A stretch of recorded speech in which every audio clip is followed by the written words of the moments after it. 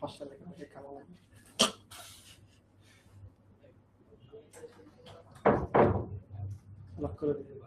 আসসালামু আলাইকুম everyone, hopefully সবাই অনেক ভালো আছো। আজকে তোমাদের ফারদিন ভাইয়া তোমাদেরকে বায়োলজি পড়াইতে চলে আসলো। না না, আজকে আমি কেমিস্ট্রি পড়াবো। বায়োলজি পড়াবো? আরে না, আমি বলতেছি আমি আজকে কেমিস্ট্রি পড়াবো।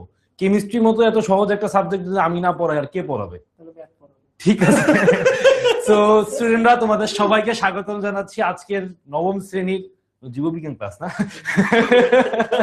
তো তোমাদের ফারদিন ভাইয়া ছিল, তোমাদের প্রিয় ফারদিন ভাইয়া। তো বললাম যে ভাই আপনি আজকে বায়োলজিটা পড়ান। তো ভাই আজকে যেহেতু এগ্রি করলো, আজকে বায়োলজিটা ভাই আপনি পড়ান। তাই ঠিক আছে। এখানে কি কি পড়াবে? কি জীবন সম্পর্কে জ্ঞান ভাই, আপনার জীবন থেকে কিছু জীবন, জীব বিজ্ঞানের ধারণা কি এমন সাবজেক্ট হয়ে গেল তার জীবনের ধারণা লাগবে আমার। এই সহজ পাতি সাবজেক্ট আমরা পড়ি না। ঠিক আছে, সমস্যা নাই। ঠিক আছে, থাকো। আল্লাহ হাফেজ। বেশি বেশি করে পড়ো, ভালো করে পড়ো। ভাইয়া কিন্তু অনেক জোশ। হ্যাঁ, আজকে আমরা বায়োলজি ক্লাসে কেমিস্ট্রি পড়াবো। তো থাকো বাচ্চা কাচ্চারা, তোমাদের সাথে দেখা হবে কোথায় আমি জানি। তোমাদের সবাই একটা ফারদিন ভাইকে থ্যাংক ইউ দিবা। ভাই যে তোমাদের জন্য, তোমাদেরকে নাকি ভাই খুবই পছন্দ করে, সো এর জন্য তোমাদের ক্লাস একটা হাই দিতে আসছে। তোমরা একটা বাই দিয়ে দাও ভাই। ঠিক আছে, আল্লাহ হাফেজ। Okay, thank you so much Fardin ভাইকে। সো যাই হোক, তোমাদের আজকে নবম শ্রেণীর জীববিজ্ঞান ক্লাস, এবং আমরা লাস্ট দিনও গতকালকে একটা ক্লাস করছি, আজকের একটা ক্লাস একদম গরম গরম আছে সবকিছু। সো গরম গরম থাকতে থাকতে আমরা কিছু ইম্পর্টেন্ট জিনিস আজকেও পড়ে ফেলবো। সো সবাইকে আজকে ক্লাসে স্বাগতম জানাচ্ছি। আই গেস আজকে মোটামুটি সবকিছু দেখা বা শোনা যাচ্ছে। আমি একটু পরে একটা পোল দিব, তোমরা আমাকে জানাই দিবা যে সবকিছু দেখা বা শোনা যাচ্ছে কিনা ঠিক মতো। ওকে, সো সবাইকে আজকের ক্লাসে স্বাগতম। আমরা অধ্যায় 1 পড়তেছিলাম, অধ্যায় 1 শুরু করছি। আজকে অধ্যায় 1টা ইনশাআল্লাহ আমরা শেষ করবো। ছোট একটা চ্যাপ্টার, যেহেতু এটাতে বেশি সময় আমরা নিব না। তো আমাদের আজকে মোটামুটি আশা করি কালকে যেহেতু পরিচয় হয়েছে, একদিনের মাথায় নিশ্চয়ই পরিচয়টা তোমরা ভুলে যাও নাই, সবারই হয়তো বা মনে আছে। তারপরও আজকের ক্লাসে হয়তো বা নতুন কেউ জয়েন করতে পারো। আমি তোমাদের আব্দুল্লাহ শফিক, মানে শফিক ভাইয়া বলতে পারো, আব্দুল্লাহ ভাইয়া বলতে পারো, যেটা ভালো লাগে। আর আমার পড়াশোনা হচ্ছে ঢাকা বিশ্ববিদ্যালয়ের ফার্মেসি বিভাগ থেকে। ফার্মেসি বিভাগ নিয়ে কমন একটা প্রশ্ন আমি পাই, ভাইয়া এটা দিয়ে কি করে? তোমরা যে এই যে অসুস্থ হইলে মাঝে মাঝে ওষুধ খাও, ওষুধ বানানোর সব প্রক্রিয়া নিক্রিয়া যা আছে সবগুলো হচ্ছে এই ফার্মেসি বিভাগে শিখানো হয়, এবং পরবর্তীতে আমরা সেই কাজটাই করি। আর আমার কলেজ ছিল ঢাকা রেসিডেন্সিয়াল মডেল কলেজ। অনেকেই থাকতে পারো ঢাকা রেসিডেন্সিয়াল মডেল স্কুল যেহেতু আছে, যদি থাকবে তাহলে তো ভেরি গুড, আর না থাকলেও কোনো সমস্যা নাই। আর আজকের ক্লাসে যারা নতুন জয়েন করছো তাদেরকেও স্বাগতম, যারা কালকের ক্লাস করছো তাদেরকেও স্বাগতম, যারা এর আগেও আমার ক্লাস করছো তোমাদের সবাইকে আজকে ক্লাসে স্বাগতম। তো আজকে আমরা বেসিক্যালি কি পড়বো? আজকে আমরা বেসিক্যালি পড়বো হচ্ছে রাজ্য সমূহের বর্ণনা পড়বো। হ্যাঁ, রাজ্য সমূহ বলতে গতকালকে যে আমরা 5টা রাজ্য সম্পর্কে একটু বেসিক আইডিয়া দিছিলাম, সেই 5টা রাজ্য সম্পর্কে আমরা জানবো, এবং আমরা বৈজ্ঞানিক নাম জানবো। যেমন আমাদের মানুষের নাম হচ্ছে হোমো স্যাপিয়েন্স, এই নামটা কিভাবে আসলো বা এইটার গঠনটা কি, এই সম্পর্কে মূলত আমরা জানবো। সো আজকের ক্লাসের যেই টপিকগুলো পড়াবো এগুলা সিকিউতে আসার জন্য very very very important topic. তো সিকিউতে আসার মতো টপিক যেহেতু পড়াবো, আজকে ক্লাসে একটু নোট করতে হবে, খাতা কলম নিয়ে রেডি থাকতে হবে। এই জিনিসগুলা যা যা বলবো একটু নোট করে প্রশ্নটা কেমন আসে সেটাও আজকে আমি দেখাবো। সো বেসিক পড়াবো, সিকিউ কেমন আসে সেরকম দেখাবো, সিকিউ তোমাকে বুঝায় দিব। অল ইন অল তোমার আজকে একটা কমপ্লিট ক্লাস হবে। একটু সিরিয়াসলি ক্লাসটা করবো, পরীক্ষাতে কিন্তু এই জায়গা থেকে তোমাদের জন্য বেশ ইম্পর্টেন্ট কিছু জায়গা থাকে। সো আমি একটু সবাই কিছু পোল দিয়ে জানতে চাই তোমাদের সবকিছু দেখা শোনা যাচ্ছে কিনা, এবং খাতা কলম নিয়ে কি তোমরা রেডি কিনা, এই জিনিসটা একটু আমাকে ঝটপট বলে দিতে হবে। তাইলে আমরা আস্তে আস্তে ক্লাস শুরু করে দিব। যদি সবকিছু ঠিকঠাক থাকে ইয়েস দিয়ে দিবা, আর কোনো প্রবলেম যদি ফেস করো তাহলে নো দিয়ে দিতে পারো। সবাই কাছে পোলটা চলে যাচ্ছে, সবাইকে ঝটপট পোলটা দিয়ে ফেলো।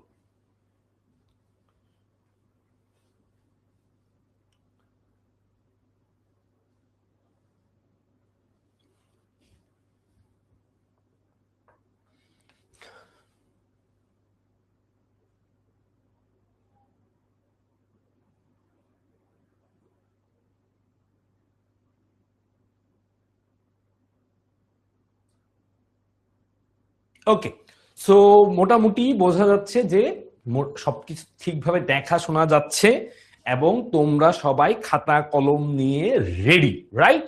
সো যেহেতু সবাই সবকিছু নিয়ে রেডি, আমরা দেরি না করি। আজকে যেহেতু একটা ইম্পর্টেন্ট টপিক পড়বো, ইম্পর্টেন্ট একটা পার্ট পড়বো, সো চলো আমরা দেরি না করে আমরা আস্তে আস্তে মূল পড়াশোনাতে চলে যাই। হ্যাঁ, আর মূল পড়াশোনাতে যাওয়ার আগে লাস্ট দিন যেহেতু আমরা দেখাই দিছি কিভাবে তুমি তোমার ফেসবুক গ্রুপে যুক্ত হবা, কিভাবে সেখান থেকে হচ্ছে তুমি তোমার সব ইনফরমেশন গুলো কালেক্ট করবে, আশা করি এগুলো নিয়ে মোটামুটি সবার একটা আইডিয়া এতক্ষণে হয়ে গেছে। All good. তো চলো আমরা দেরি না করি, যেহেতু খাতা কলম নিয়ে তোমরা রেডি হয়ে গেছো, আজকে যেহেতু ইম্পর্টেন্ট টপিক পড়বো এবং এই জিনিসগুলো আমাদের একটু ভালো করে বুঝতে হবে। আজকে বুঝার অনেক কিছু আছে, বায়োলজি যে শুধু মুখস্থ করার বিষয় না, এটা আজকে আমরা ক্লাসে বুঝে ফেলবো ইনশাল্লাহ। হ্যাঁ, তো আমি যেই যেই লাইনগুলো মার্ক করব, যেইভাবে দেখাবো, একটু সেই জিনিসটা ফোকাস করবা। আশা করি ইনশাল্লাহ তোমার জন্য পরীক্ষাতে এটা অনেক বেশি হেল্পফুল হবে। তো চলো আমরা শুরু করে দেই। তাহলে দেখো, প্রথমে আমরা 5টা রাজ্যের কথা বলছিলাম, সেটা নিশ্চয়ই তোমার মনে আছে, তাই না? সেই 5টা রাজ্যের নাম আমি তোমাকে আবার একটু মনে করাই দিই। হ্যাঁ, 5টা রাজ্যের মধ্যে প্রথম আমরা যেটা দেখছিলাম সেইটার নাম ছিল হচ্ছে মনেরা। প্রথম যেটা দেখছিলাম সেটার নাম কি ছিল? মনেরা। তারপর একটা নাম কি ছিল? তারপর একটা নাম ছিল প্রোটিস্টা। তারপর একটা নাম কি ছিল? তারপর একটা নাম ছিল ফানজাই। তারপর এটার নাম ছিল, আমার সাথে সাথে সবাই একটু নামগুলো মনে করে ফেলো। হ্যাঁ, এইটা কিন্তু লাগবে। এই প্রত্যেকটা রাজ্যের নাম কি, রাজ্যের নামগুলো কিন্তু আমাদের লাগবে। রাজ্য, রাজ্যের নামগুলো আমাদের লাগবে। তারপরে আর কি কি রাজ্য আছে? 4 নাম্বার রাজ্যটা হচ্ছে উদ্ভিদের জগৎ, যেটাকে আমরা বলি হচ্ছে প্ল্যান্টিক। আচ্ছা, 5 নাম্বার হচ্ছে ফাইনালি প্রাণীদের জগৎ, যেটাকে আমরা বলি অ্যানিমেলিয়া।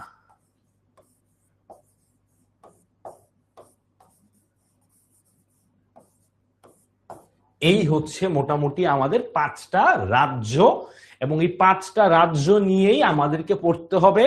এই সবগুলা থেকে পরীক্ষাতে প্রশ্ন আসে, সুতরাং এই 5টা রাজ্যই আমাদের জন্য ইম্পর্টেন্ট। কোনগুলা বেশি ইম্পর্টেন্ট সেটা আমি যখন পড়াবো তখন আমি একটু বলে দেবো। এই 5টার মধ্যে কিছু আছে পরীক্ষাতে বেশি আসে, ওগুলো আমি একটু মার্ক করে দিব, তো সেটা ক্লাসে যখন পড়াবো তখনই বলবো। এখন এর মধ্যে আবার কিছু ঘটনা আছে। ঘটনাটা কি ভাইয়া? এর মধ্যে আবার একটা সুপার কিংডম আছে, তাই না? সুপার কিংডমটা নিয়ে আমরা কি বলছিলাম? অনেকগুলা রাজ্য আবার একটা সুপার কিংডম তৈরি করে। যেমন শুধু মনেরা রাজ্যটা, এটা নিয়ে হয় প্রোক্যারিওটা। প্রোক্যারিওটা, প্রোক্যারিওটা কথাটার মানে আমরা কি বলছিলাম? বায়োলজিতে প্রো কথাটার মানে হচ্ছে পুরনো। বায়োলজিতে প্রো কথাটার মানে হচ্ছে পুরাতন, আদিম। হ্যাঁ, আর এই যে বাকি যে তোমার বাকি 4টা যে রাজ্য আছে, এই রাজ্যগুলা হচ্ছে কিসের অন্তর্গত? এই রাজ্যগুলা হচ্ছে সবগুলা ইউক্যারিওটার অন্তর্গত।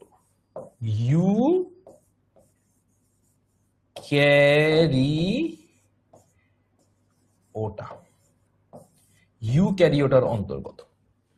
ঠিক আছে, তাহলে এটা হচ্ছে প্রোক্যারিওটা, আর ওইটা হচ্ছে বাকি 4টা হচ্ছে ইউক্যারিওটা। এই প্রোক্যারিওটাকে আবার আমরা বলি সুপার কিংডম 1, আর এইটাকে আমরা বলি সুপার কিংডম 2, বা সবসময় যেটা বলতে হবে নেসেসারি না। বেসিক্যালি সুপার কিংডমটা হচ্ছে একটা প্রোক্যারিওটা আর একটা ইউক্যারিওটা। কালকের পড়াগুলো আরেকবার একটু রিপিট করে মনে করায় দিলাম, রাইট? এইবার চলো আমরা প্রথম রাজ্যটা নিয়ে, প্রথম রাজ্যটা কি বাবারা দেখো তো?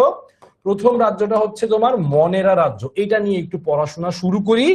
প্রত্যেকটা জিনিস ভালো করে খেয়াল করবো, আমি সবগুলা পার্টি তোমাদেরকে এক এক করে বুঝাই দিব। সো একটু খেয়াল করো আগে টেবিলটার মধ্যে কি কি আছে, তাইলে পড়ার ফরম্যাটটা কি তুমি বুঝে যাবা। তুমি যদি একটু বই খুলো, বই খুললে দেখবা এই প্রত্যেকটা রাজ্যের যে বৈশিষ্ট্যগুলা বা এই রাজ্যের যে ইনফরমেশন গুলা, এগুলা একদম সিরিয়ালি ব্যাখ্যা করে পুরোটা দেয়া আছে, যেখানে অসংখ্য ইনফরমেশন।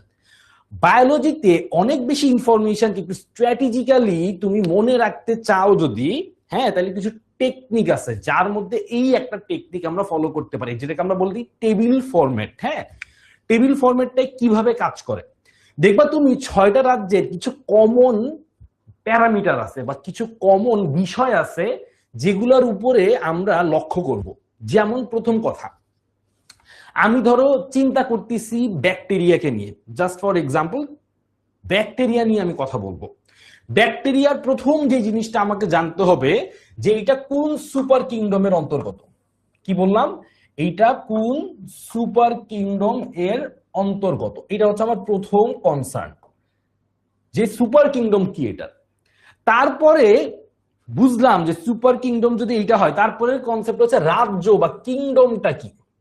ঠিক আছে, রাজ্য বা কিংডমটা কি। এইবার আমাকে দেখতে হবে যে এই যে আমি জীবটার কথা বলতেছি তার দেহের যে কোষ, সেই কোষের গঠনটা কেমন, বা কোষের মানে কোষীয় গঠনে কি কি জিনিসপত্র থাকবে, কি কি বৈশিষ্ট্য থাকবে, সেইটা হচ্ছে এখান থেকে দেখতে হবে। এইটা হচ্ছে আমাদের আরেকটা, আমরা বলতে পারি একটা রাজ্য সম্পর্কে জানার জন্য আমরা 3টা ইনফরমেশন এখন পর্যন্ত পাইলাম, আরো 2 থেকে 3টা ইনফরমেশন আমাদের লাগবে। আর কি লাগবে? এই যে তার জীবন যে চলবে, হ্যাঁ, একটা ব্যাকটেরিয়া জীবন শুরু করবে, যদি সে আর নতুন ব্যাকটেরিয়া তৈরি না করে, মানে তার যদি দেহ থেকে আবার কোষ বিভাজন না হয়, তাহলে কিন্তু সে কি করতে পারবে না, আর বংশবৃদ্ধি করতে পারবে না। তাহলে একই সঙ্গে কোষ বিভাজন বলি বা যৌন প্রজনন বলি বা অযৌন প্রজনন বলি, সোজা কথা প্রজনন, কোষ বিভাজন এবং প্রজনন, এইটা যদি ঠিকঠাক না হয় একটা জীব তো বেঁচে থাকতে পারবে না, তারা তো অনেক সময় পরে গিয়ে কি হবে, বিলুপ্ত হয়ে যাবে। তাহলে এই আরেকটা ইনফরমেশন একটা রাজ্য সম্পর্কে জানতে গেলে আমাকে জানতে হবে। তারপর হচ্ছে খাদ্য গ্রহণ। গাছপালা তার নিজের খাবার নিজে তৈরি করতে পারে, মানুষ তার নিজের খাবার নিজে তৈরি করতে পারে না। আমরা কিভাবে খাবার দাবার সংগ্রহ করি? মূলত গাছপালার উপরেই আমরা নির্ভরশীল খাবারের জন্য, বা সকল প্রাণী আসলে সবুজ উদ্ভিদের উপরে খাবারের জন্য বা খাদ্য গ্রহণের জন্য নির্ভরশীল। এই যে খাদ্য গ্রহণের প্রক্রিয়াটা কি, খাদ্যটা সে কিভাবে পায়, নিজে তৈরি করে নাকি উদ্ভিদ থেকে গ্রহণ করে নাকি অন্য কোনো পদ্ধতি আছে, এইগুলা হচ্ছে খাদ্য গ্রহণের এই পয়েন্টটাতে আসবে। ফাইনালি হচ্ছে উদাহরণ, যে কোন রাজ্যে কোন জীবটা আছে সেই উদাহরণটা জানাটা খুবই ইম্পর্টেন্ট। এখন এইখান থেকে এমসিকিউ এর জন্য ভাইয়া কোন অংশটা গুরুত্বপূর্ণ, সিকিউ এর জন্য কোন অংশটা গুরুত্বপূর্ণ? উদাহরণ থেকে প্রচুর পরিমাণে এমসিকিউ হয়, আর সিকিউ এর জন্য অ্যাকচুয়ালি এই পুরো অংশটাই সিকিউতে যখন আসবে আমাদেরকে এখান থেকে বৈশিষ্ট্যগুলাকে লিখতে হবে। যেহেতু বৈশিষ্ট্যগুলো লিখতে হবে, সেই জন্য আমরা এগুলাকে একটু স্ট্র্যাটেজিক্যালি মনে রাখার জন্য চেষ্টা করব। অল গুড, বুঝতে পারছি। চলো আমরা একটু মনেরা রাজ্যটা দেখে ফেলি, তাইলেই তোমরা এতক্ষণ ধরে যা কিছু বলছি সবকিছু আবার ক্লিয়ার হয়ে যাবে। প্রথমে আমরা শুরু করব সুপার কিংডম থেকে। তো আমরা গতকালকেও যেটা জানছি যে প্রোক্যারিওটা মানে কি বাবারা? দেখো তো, আদি কোষ। কি কোষ? আদি কোষ, মানে পুরাতন আমলের কোষ। পুরাতন আমলের কোষে কি সমস্যা থাকে ভাইয়া? ওদের সবকিছু আপডেটেড না, হ্যাঁ, একটু অনুন্নত টাইপের। কি আপডেট না, অনুন্নতটা কি? ওদের কোনো নিউক্লিয়ার ঝিল্লি বা নিউক্লিয়াসের চারদিকে কোনো আবরণী থাকে না। নিউক্লিয়াসের চারদিকে যদি কোনো আবরণী না থাকে, প্রবলেমটা কি হয়? প্রবলেমটা যেটা হয়, নিউক্লিয়াসের ভিতরে সব বস্তু ওপেন থাকে। তাহলে তুমি একটা জিনিস কালকে বললাম না, ধরো তোমাকে আমি এটা গিফট দিব, গিফটটা এটাই এমনি দিয়ে দিলাম খালি হাতে, এই জিনিসটা কেমন না? যদি এটাকে সুন্দর করে একটা বক্সে নিয়ে এটাকে সুন্দর করে একটু তোমার মানে একটা কিছুর মধ্যে, বক্সের মধ্যে নিয়ে তারপরে গিফটটা দিই, তাহলে এটা অনেক বেটার। শুধু এটাই না, বক্স ছাড়া দিলে এটা যাইতে যাইতে ভেঙেও যেতে পারে, কিন্তু বক্সের ভেতরে দিলে এটা একটা সুরক্ষিত অবস্থায় থাকবে। নিউক্লিয়াসের ক্ষেত্রেও সেম। নিউক্লিয়াসের চারদিকে যদি পর্দা থাকে, আবরণ থাকে, যেটাকে আমরা কি বলি? যেটাকে আমরা বলি নিউক্লিয়ার ঝিল্লি। কি বলি? নিউক্লিয়ার ঝিল্লি। এই ঝিল্লিটা যদি না থাকে, তাইলে নিউক্লিয়াসটা সুরক্ষিত থাকবে না, অসুরক্ষিত অবস্থায় থাকবে, বা এটা একটা অনুন্নত বৈশিষ্ট্য। তাহলে আমরা বেসিক্যালি 2টা সুপার কিংডম নিয়ে পড়বো। তার মধ্যে প্রথমটা হচ্ছে প্রোক্যারিওটা, যেটার মধ্যে শুধু একটাই রাজ্য আছে, সেটা হচ্ছে কি? সেটা হচ্ছে মনেরা। ঠিক আছে, মনেরা। এটা হচ্ছে একদম প্রথম রাজ্য এবং প্রথম সুপার কিংডম। 1 and 1 মানে একটা সুপার কিংডমে একটা রাজ্য। এরপরের সুপার কিংডমে আবার অনেকগুলো রাজ্য চলে আসবে। এইবার আসো, এই মনেরা রাজ্যটাকে চিনবো কিভাবে, এদের কোষের গঠন কেমন হবে, একদম খুব ভালো করে খেয়াল করবা। প্রথম কথা, এরা হচ্ছে এক কোষী। এরা কি? এরা এক কোষী। এই কথাটা এবার একটু বুঝো। আমরা মানুষ, তাই না? ওকে, আমরা যদি মানুষ হই, মানুষের দেহে লক্ষ কোটি কোষ আছে, কিন্তু তুমি যদি ব্যাকটেরিয়ার কথা চিন্তা করো, ব্যাকটেরিয়ার দেহে পুরাটাই হচ্ছে একটাই কোষ, শুধুই একটাই কোষ। এই একটা কোষের মাধ্যমেই সে খাবার গ্রহণ করে, এই একটা কোষের মাধ্যমেই সে শ্বসন প্রক্রিয়া সম্পন্ন করে, এই একটা কোষের মধ্যেই তার জীবনে যা যা কিছু করার দরকার সবকিছু এই একটা কোষের মাধ্যমেই হয়। তার মানে এক কোষে জীবন পার, এক কোষের উপরেই তার জীবন চলে যাচ্ছে। এখান থেকে সে আবার অনেক সময় বংশ বৃদ্ধিও করতে পারে। তার মানে একটা কোষ দিয়েই তার জীবনের সকল কার্য সম্পন্ন হয়। এই জন্য এটাকে বলি আমরা এক কোষী। আর মানুষ বা অ্যাকচুয়ালি ব্যাকটেরিয়ার পরেই যতগুলা রাজ্য আমরা দেখব সবগুলা রাজ্যই হবে বহু কোষী, সবগুলা রাজ্যই হবে বহু কোষী। এই হচ্ছে একদম বেসিক ঘটনাটা থেকে শুরু, ঠিক আছে? এবং তুমি আরেকটা খুব ভালো জিনিস লক্ষ্য করবা, আমরা মনেরা রাজ্য দিয়ে শুরু করছি না? যত রকমের অনুন্নত বৈশিষ্ট্য আছে, যত রকমের অনুন্নত বৈশিষ্ট্য আছে সবগুলা এই মনেরা রাজ্য থেকে দেখবা শুরু হয়েছে। এবং যত আমরা সামনের দিকে আগাবো আগাইতে আগাইতে ফাইনালি আমরা কোথায় যাব? মনেরা রাজ্য থেকে শুরু হবে, আমরা অ্যানিমেলিয়াতে পৌঁছাবো। শুরু হবে থেকে?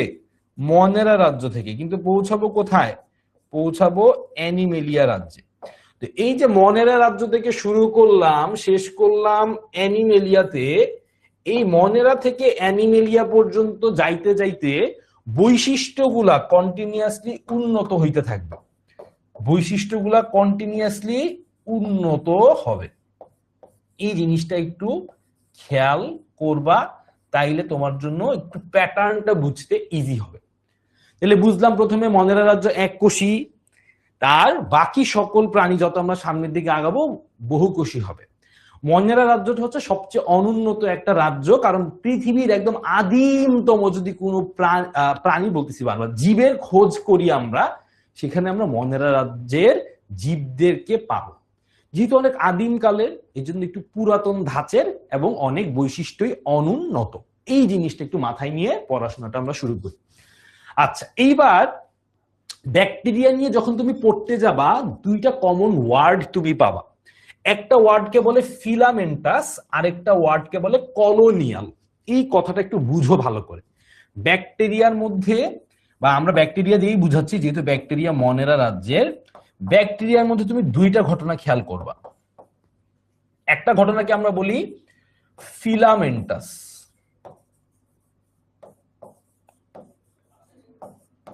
আরেকটা ঘটনাকে আমরা বলি কলোনিয়াল। ফিলামেন্টাসে কি ঘটনা ঘটে আর কলোনিতে কি ঘটনা ঘটে, এই জিনিসটা একটু ভালো করে খেয়াল করবা। ফিলামেন্ট, ঠিক আছে, আমরা অনেক সময় বাল্বের মধ্যে ফিলামেন্ট কথাটা শুনি। ফিলামেন্ট হচ্ছে একটা সরু তার বা একটা সরু সুতার মতো একটা গঠন। আমি একটু লিখে দিই, হ্যাঁ, সরু তার বা সুতার মতো গঠন, সরু তার বা সুতার মতো গঠন।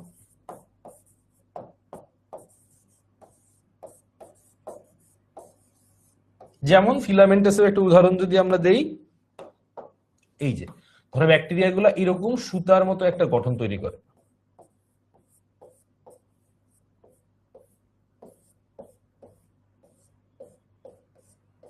ঠিক আছে, এরকম একটা সুতার মতো গঠন তৈরি করলো, এইটাকে বলে ফিলামেন্টাস।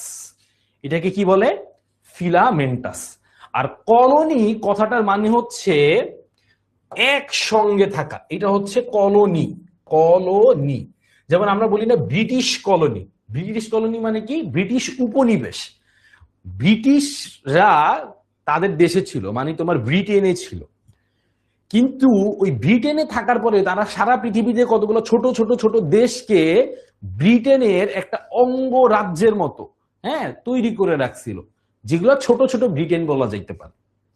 এই জিনিসটা মানে কি? তারা অনেকগুলা ছোট ছোট অংশ একসঙ্গে করে তারা শক্তিশালী ছিল। ব্যাকটেরিয়াও একা এক কোষী, তার জন্য পরিবেশে টিকে থাকাটা মাঝে মাঝে যখন কঠিন হয়ে যায়, তখন তারা এইটার একটা ব্যাকআপ হিসেবে কি করে? তারা এইটার ব্যাকআপ হিসেবে কলোনি গঠন করে। কলোনিতে কি হয়? এই ধরো একটা ব্যাকটেরিয়া, তার সঙ্গে আরেকটা ব্যাকটেরিয়া যুক্ত হয়, তার সঙ্গে আরেকটা ব্যাকটেরিয়া যুক্ত হয়, এইভাবে অনেকগুলা ব্যাকটেরিয়া একসঙ্গে এইভাবে ধরো চলতে থাকবে, হ্যাঁ, চলতে থাকবে। এইভাবে চলতে থাকবে। এভাবে অনেকগুলা ব্যাকটেরিয়া একসঙ্গে হয়ে, ধরো এটা ব্যাকটেরিয়া 1, এটা ব্যাকটেরিয়া 2, এটা 3, এটা 4, এটা 5, 6, 7, 8, 9, 10, ধরো এখানে 10টা ব্যাকটেরিয়া একসঙ্গে হয়ে কি তৈরি করছে, একটা কলোনি তৈরি করছে। এই কলোনির কিন্তু কোনো নির্দিষ্ট শেপ নাই, আমি 4 কোণা আঁকছি বলে এটা 4 কোণা এরকম নেসেসারি না। এমনও হইতে পারে যে এইখানে এসে আরেকটা ব্যাকটেরিয়া চলে আসছে, এখানে একটা, এইখানে একটা, এইখানে একটা, ধরো আরো 11, 12, 13, 14, এরকম ধরো এখানে আরেকটা 15, এরকম অসংখ্য ব্যাকটেরিয়া একসঙ্গে হয়ে একটা কলোনি গঠন করে। এটাকে বলি কলোনিয়াল গঠন। তাহলে ব্যাকটেরিয়ার গঠনে এরা অলওয়েজ এককোষী, বাট এককোষী হওয়াতে যেহেতু পরিবেশে এদের টিকে থাকতে সমস্যা হয়, এরা একসঙ্গে, হ্যাঁ, স্ট্রং টুগেদার, ইউনাইটেড টুগেদার, একসঙ্গে থেকে এরা পরিবেশের প্রতিকূলতাকে এরা প্রতিরোধ করার চেষ্টা করে। সো গঠনটা হইতে পারে একটা সুতার মতো গঠন, হইতে পারে একটা এলোমেলো অ্যাব্রাসেবল, অনেকগুলো ব্যাকটেরিয়া একসঙ্গে মিলে কলোনিয়াল গঠন। এই জিনিসটা খুব ভালো করে খেয়াল রাখবা, ব্যাকটেরিয়া যখনই পড়তে যাবা দেখবা এই কনসেপ্টটা তোমার কাজে লাগবে। আচ্ছা, এইবার আসো আমরা আরেকটা বৈশিষ্ট্য পড়ি। মনেরা রাজ্যের আরেকটা বৈশিষ্ট্য কি? আরেকটা বৈশিষ্ট্য হচ্ছে ক্রোমাটিন বস্তু থাকে। কি থাকে বাবারা? ক্রোমাটিন বস্তু। এটা নিয়ে অনেকের এখন কনসেপ্ট বলে, ভাইয়া ক্রোমাটিন বস্তুটা কি, বুঝি নাই। আচ্ছা আমি বুঝাই দিচ্ছি, সব সহজ, বায়োলজিতে সব সহজ, আমরা সবকিছু সুন্দর করে পড়বো। আচ্ছা, তারপরে কি থাকে? নিউক্লিওলাস, নিউক্লিয়ার পর্দা, এটা থাকবে না, বুঝছো কিন্তু কথাটা, হ্যাঁ। নিউক্লিয়াস, আমরা তো নিউক্লিয়াস সম্পর্কে জানি, কোষের প্রাণ কেন্দ্র, বা কোষের কেন্দ্রটা হচ্ছে নিউক্লিয়াস, কোষের প্রাণ কেন্দ্র বা কেন্দ্র হচ্ছে এই নিউক্লিয়াস। আচ্ছা, নিউক্লিয়াসের ভিতরে কি থাকে বাবারা? দেখো তো, আমাদের নিউক্লিয়াস নিয়ে যদি আমরা কথা বলি, ডিএনএ থাকে, যেইটাকে আমরা বলি হচ্ছে ক্রোমোজোমের ভিতরে ডিএনএ থাকে, তাই না? বা ক্রোমাটিন বস্তু আমরা বলতে পারি। তারপরে কি থাকে? নিউক্লিওলাস থাকে, নিউক্লিওপ্লাজম থাকে, এবং আমি সহজ করে বুঝাই, চারদিকে একটা আবরণী থাকে, যেটাকে আমরা নিউক্লিয়ার আবরণী বা নিউক্লিয়ার ঝিল্লি বলি।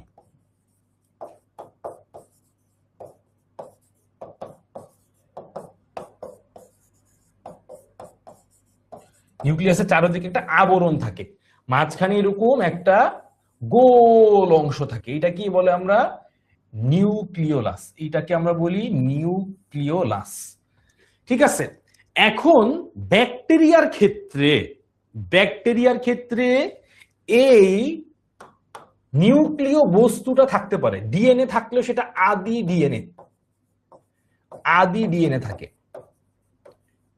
মানে আপডেটেড না, ব্যাকডেটেড ডিএনএ থাকে। আর কি থাকে? আর কিছুই থাকে না। নিউক্লিওলাসও থাকে না, নিউক্লিয়ার ঝিল্লিও থাকে না। কারণ কি? কারণ হচ্ছে এরা অনুন্নত। তাহলে সামনের দিকে যত উন্নত হবে সেটার মধ্যে আমরা নিউক্লিওলাসটা দেখবো, এই যেটা গোল্লাটা, এই গোল্লার মধ্যে কি হয়?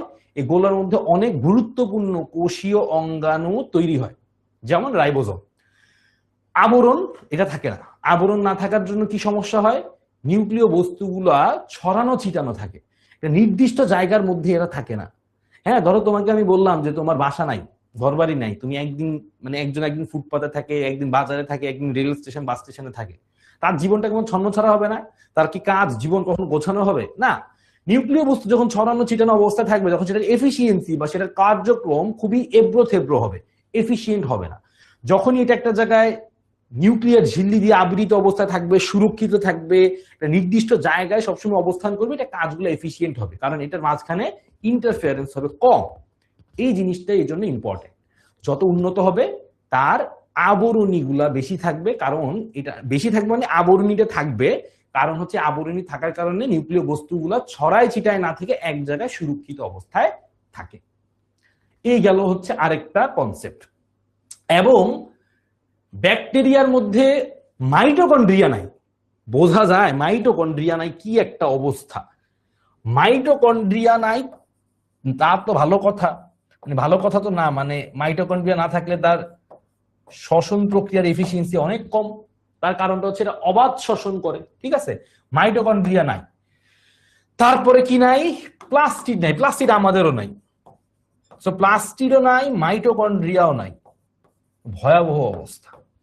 ঠিক আছে, কিন্তু শ্বসন প্রক্রিয়া সাধারণত এরা সবাত শ্বসন কম করে, মানে অক্সিজেন ছাড়াই এরা শ্বসন প্রক্রিয়া চালানোর চেষ্টা করে। তো সবাত শ্বসনটা এই জন্য এদের হওয়াটা খুব একটা পসিবল হয় না, তার কারণ এদের মাইটোকন্ড্রিয়াটা থাকে না। মাইটোকন্ড্রিয়া নাই, প্লাস্টিড নাই, হ্যাঁ, তাহলে আছেটা কি ভাইয়া? আছে শুধুমাত্র রাইবোজোম। কি আছে? শুধুমাত্র রাইবোজোম আছে। এই জিনিসটা একটু খেয়াল করবা। রাইবোজোমের কাজ কি? রাইবোজোমের কাজ হচ্ছে প্রোটিন তৈরি করা। কি করা? প্রোটিন তৈরি করা। প্রোটিন কি জিনিস?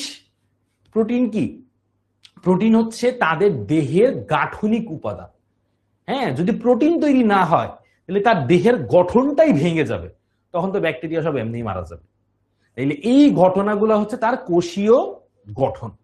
আমাকে একটু তোমরা সবাই জানাও তো, তোমরা কি সবাই এই পর্যন্ত সবকিছু কি বুঝতে পারছো কিনা? একটু ঝটপট আমাকে বলো তো। আমি তোমাদের কাছে একটা পোল দিয়ে দিচ্ছি, এখন পর্যন্ত যে কয়টা জিনিস বলছি এই পর্যন্ত সবাই ক্লিয়ার কিনা একটু বলো।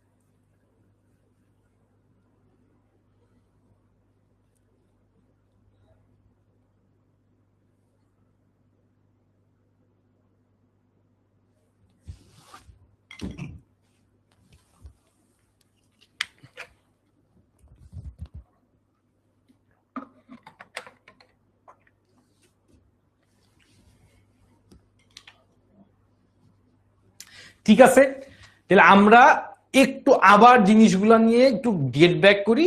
মানে তোমাদের কাছে হয়তো মনে হবে যে ভাইয়া বায়োলজি প্রথম ক্লাসটা মোটামুটি সহজ লাগছিল, সেকেন্ড ক্লাসে এগুলা তো মানে কি একটা অবস্থা। দেখো, তোমার কাছে প্রথম তুমি বায়োলজি একটু ডিপলি পড়া শুরু করতেছো, হ্যাঁ, সো হালকা পাতলা একটু একটু কঠিন লাগবে, কোনো সমস্যা নাই, আমরা এগুলোকে সহজ করে ফেলবো আস্তে আস্তে। দেখো, আমি তোমাকে কেন প্রত্যেকটা ওয়ার্ড ধরে ধরে পড়াচ্ছি খেয়াল করো। কিন্তু আমি কিন্তু চাইলে পুরো কথা নিয়ে একদম 4-5টা লাইন বলে চলে যেতে পারতাম। তোমার বেসিকটা যাতে তোমার এখান থেকে কোনোভাবে মিস না হয়ে যায়, হ্যাঁ, তুমি যাতে প্রত্যেকটা জিনিসের মিনিংটা এখান থেকে বুঝে যাইতে পারো, এটা কিন্তু আমাদের মেইন উদ্দেশ্য। ঠিক আছে, তাহলে আমি আবারও একটু বলি।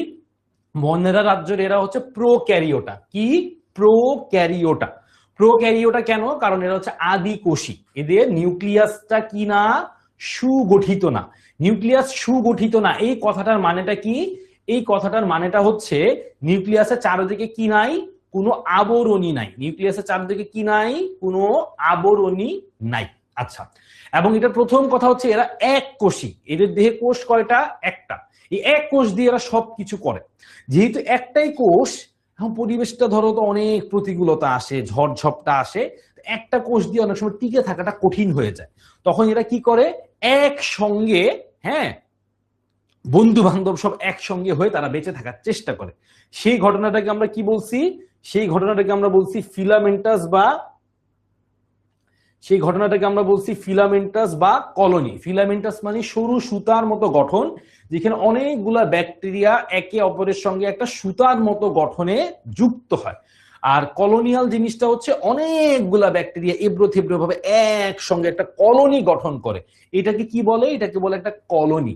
এই কলোনির মধ্যে ব্যাকটেরিয়াগুলো অবস্থান করে এবং এরা পরিবেশ থেকে নিজেদেরকে রক্ষা করার জন্য একসঙ্গে ভূমিকা রাখে। এই হচ্ছে ব্যাকটেরিয়ার মোটামুটি কোষীয় গঠনের বেসিক কথা। আরেকটা জিনিস খুব ভালো করে মনে রাখবা, পরীক্ষাতে এই পার্টটা মানে এই রাইবোজোমের পার্টটা এমসিকিউতে অনেক অনেক বেশি আসে। আর আমি আজকে যে টপিকটা টোটালি পড়াচ্ছি, মনেরা রাজ্য, তারপরে প্রোটিস্টা রাজ্য, তারপরে হচ্ছে তোমার ফানজাই, এই সবগুলাই সিকিউ এর জন্য ইম্পর্টেন্ট। তার মানে আমরা যখন মনেরা রাজ্য নিয়ে কথা বলতেছি, এটা কি নিয়ে পড়াশোনা করতেছি? সিকিউ এর জন্য ইম্পর্টেন্ট একটা টপিক নিয়ে কিন্তু পড়াশোনা করতেছি। সুতরাং এটা পরীক্ষাতে কিভাবে আসে সেটাও আমি শেষ দিকে দেখায় দিব। এবার প্রশ্ন আসতেছে, ভাইয়া তাহলে এদের কোষ বিভাজন কিভাবে হয়? হ্যাঁ, এদের কোষগুলা কিভাবে একটা কোষ থেকে দুইটা কোষ, বা এদের বংশ বৃদ্ধিটা কিভাবে হয়, এই জিনিসটা একটু এবার আমরা খেয়াল করি। ধরো ব্যাকটেরিয়ার কোষ একটাই, তাই না? ব্যাকটেরিয়ার কোষ একটাই। তো আমি এইভাবে না দেখাই, সুন্দর করেই কোষটাকে যেভাবে ব্যাকটেরিয়া থাকে সেইভাবে একটু দেখে। ধরো এই হচ্ছে একটা ব্যাকটেরিয়ার কোষ, এইরকম শেপই হয় সাধারণত, হ্যাঁ, রড শেপ বলতে পারি। এই যে ব্যাকটেরিয়ার কোষ, এই একটা ব্যাকটেরিয়া থেকে পরবর্তীতে দুইটা ব্যাকটেরিয়া তৈরি হবে। কিভাবে তৈরি হবে খেয়াল করো। প্রথমে যে ঘটনাটা ঘটে, ব্যাকটেরিয়ার এই জায়গায় একটা খাঁজ তৈরি হয়। কি তৈরি হয়? একটা খাঁজের মতো তৈরি হয়। এই খাঁজ বরাবর, এই খাঁজটা বরাবর ধীরে ধীরে ব্যাকটেরিয়াটার এটা আস্তে আস্তে ভিতরের দিকে আসতে থাকে। আস্তে আস্তে একসময় এটা মিলায় যায়। মিলায় গিয়ে ঘটনাটা কি ঘটে? ঘটনাটা ঘটে এইখানে একটা কোষ তৈরি করে, এইখানে একটা কোষ তৈরি করে। সো প্রথমে যে ঘটনাটা ঘটছে এটা হচ্ছে মাতৃকোষ বা মাতৃ ব্যাকটেরিয়া আমরা বলতে পারি, আর এটা হচ্ছে অপত্য কোষ।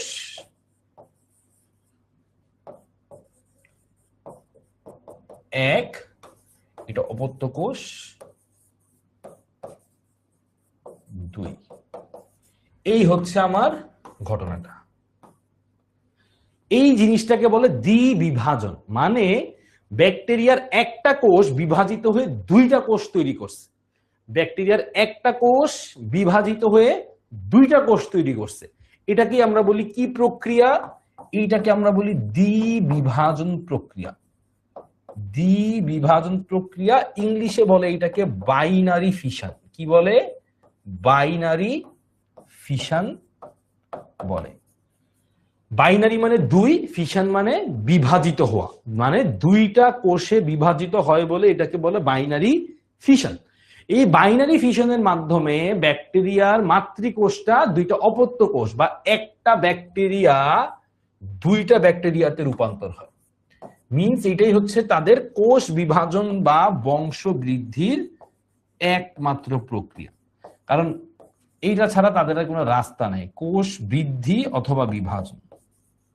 বৃদ্ধি তো না, বংশ বৃদ্ধি।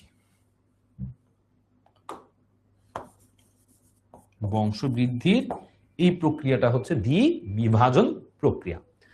গেল মনেরা রাজ্যের একটা বৈশিষ্ট্য। তারপরে আরেকটা বৈশিষ্ট্য আমরা একটু খেয়াল করি, খাদ্য গ্রহণটা কিভাবে করে। প্রথম যেই কনসেপ্টটা তুমি মাথায় নিয়ে আসবা, এদের কি প্লাস্টিড আছে? নাই। এদের তো মাইটোকন্ড্রিয়াও নাই, প্লাস্টিডও নাই। তাইলে বাবারা একটু চিন্তা করে বলো, মাইটোকন্ড্রিয়া না থাকলে তো শ্বসন প্রক্রিয়া মানে সবাত শ্বসন হবে না। আর প্লাস্টিক না থাকলে কি হবে না? প্লাস্টিক না থাকলে শালক সংশ্লেষণ হবে না। শালক সংশ্লেষণ হবে না। কি হবে না? শালক সংশ্লেষণ হবে না। মাইটোকন্ড্রিয়া না থাকলে সবাত শ্বসন ঠিক মতো হবে না, প্লাস্টিক না থাকলে শালক সংশ্লেষণ হবে না। যদি শালক সংশ্লেষণ না হয় তাহলে কি এরা নিজেদের খাবার নিজেরা তৈরি করতে পারবে? তার মানে এরা খাদ্য তৈরি করতে পারবে না। খাদ্য তৈরি করতে পারবে না। এইটা হচ্ছে ভেরি ইম্পর্টেন্ট একটা কনসেপ্ট। এখন যদি তারা খাদ্য তৈরি করতে না পারে তাহলে তারা কি করে? তারা অন্যান্য বিভিন্ন পরিবেশ থেকে হোক বা তার যে পোষক দেহে হোক সেখান থেকে খাদ্য গ্রহণ করতে পারে। উদাহরণ হিসেবে মনেরা রাজ্যের উদাহরণ আমি একটু বলে দিই। মনেরা রাজ্যের উদাহরণটা একটু বেশি এমসিকিউতে আসে। হ্যাঁ, এই দুইটা ইনফরমেশন বা দুইটা উদাহরণ এমসিকিউতে একটু বেশি আসে। সুতরাং এই জিনিসটা একটু ভালো করে দেখবা। মনেরা রাজ্যের দুইটা উদাহরণ, বারবার তো ব্যাকটেরিয়ার কথা বলতেছি, এটা তো এতক্ষণে মোটামুটি জেনে ফেলছো। আরেকটা আছে যেটা আমরা একটু মাঝে মাঝে কনফিউজড হয়ে যাই, নীলাভ, সবুজ, শৈবাল। নস্টক, নীলাভ, সবুজ শৈবাল। নীলাভ, সবুজ শৈবাল, এইটা বলার আবার একটা স্পেসিফিক কারণ আছে। স্পেসিফিক কারণটা হচ্ছে মনেরা রাজ্যের কারোরই কি নাই, মনেরা রাজ্যের কেউই সালোক সংশ্লেষণ করতে পারে না। মনেরা রাজ্যের কেউ সালোক সংশ্লেষণ ঠিক মতো করতে পারে না। কিছু কিছু ক্ষেত্রে ব্যতিক্রম হচ্ছে এই নীলাভ, সবুজ শৈবাল। এই যেহেতু নীলাভ, সবুজ শৈবাল মানে সবুজ রং আছে, মানে কি আছে, ক্লোরোফিল আছে। সো মনেরা রাজ্যের মধ্যে কিছুটা এই নীলাভ, সবুজ শৈবাল এটা সালোক সংশ্লেষণ করতে পারে, একমাত্র ব্যতিক্রম। আর কেউ মনেরা রাজ্যে সালোক সংশ্লেষণ করতে পারে না, বা এটা মনেরা রাজ্যের মূল ধারার কোনো বৈশিষ্ট্য না।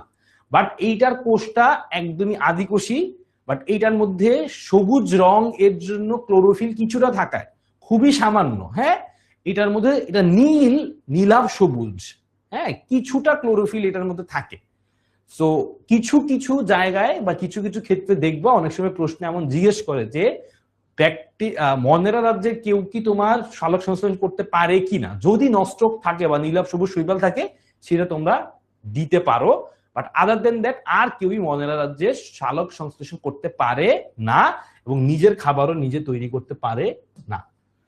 এবার বলো সবাই কি মনেরা রাজ্যটা বুঝতে পারছো কিনা, আমাকে এবার এটা একটু এনশিওর করো, তাহলে আমরা এবার পরের রাজ্যটায় চলে যাব।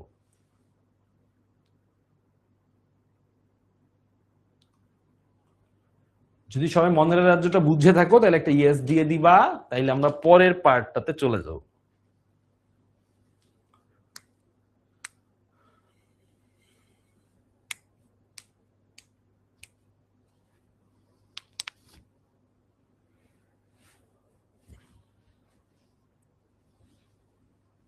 সবাই একটু ঝটপট বলে ফেলো যে এটা বুঝতে পারছো কিনা।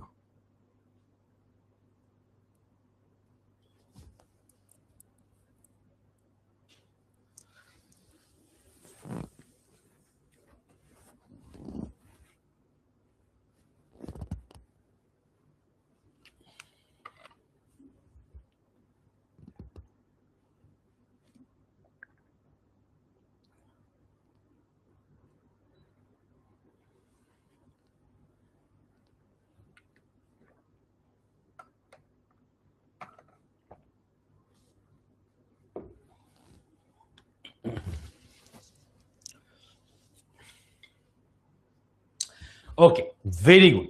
তাইলে আমরা মনেরা রাজ্যটা ক্লিয়ার। এইবার আমরা পরের রাজ্যটাতে চলে যাই। ঠিক আছে, আমরা পরের রাজ্যটাতে চলে যাই।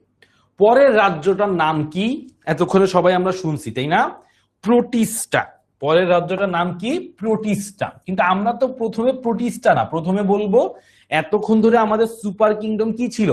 এতক্ষণ ধরে আমাদের সুপার কিংডম ছিল হচ্ছে প্রোক্যারিওটা, মানে আদিকোষী।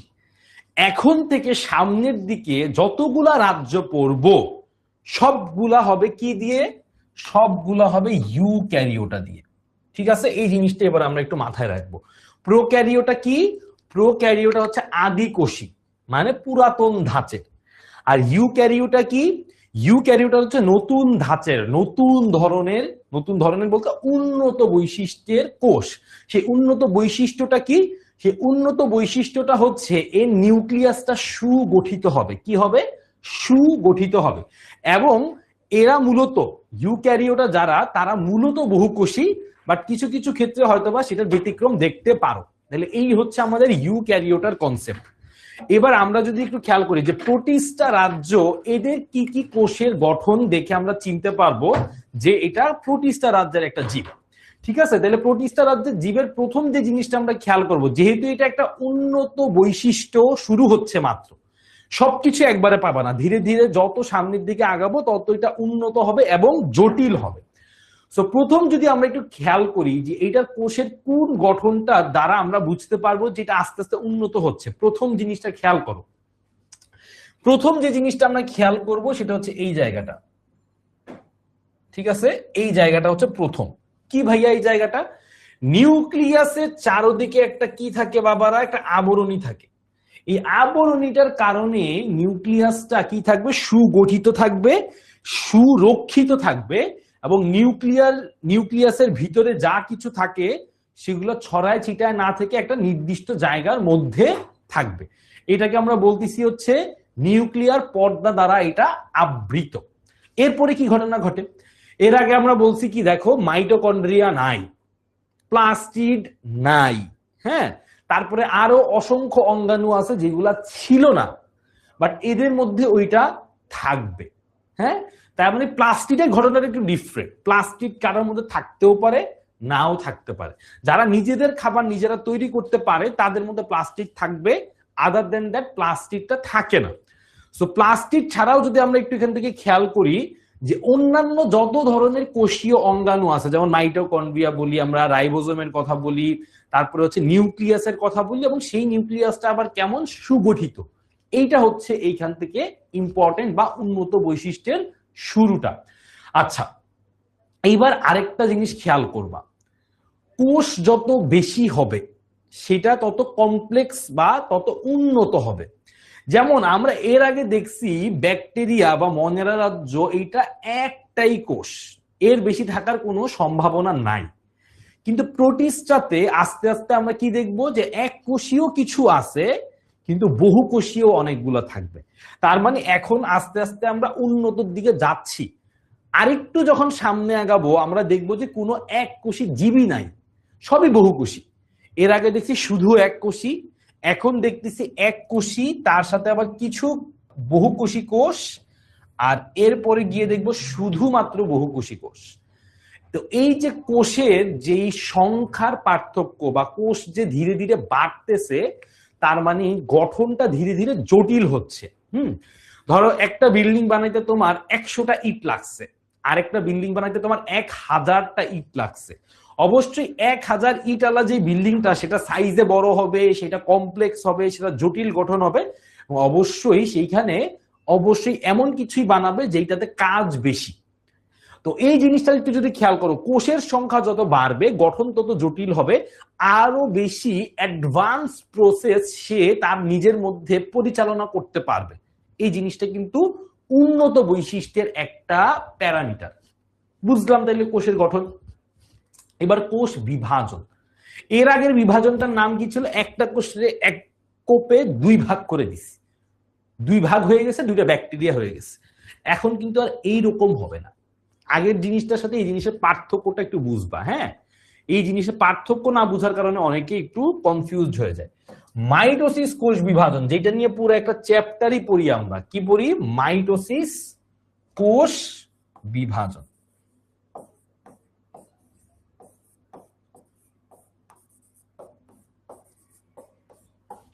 এই মাইটোসিস কোষ বিভাজনে কি ঘটনাটা ঘটে একটু খেয়াল করবা তোমরা।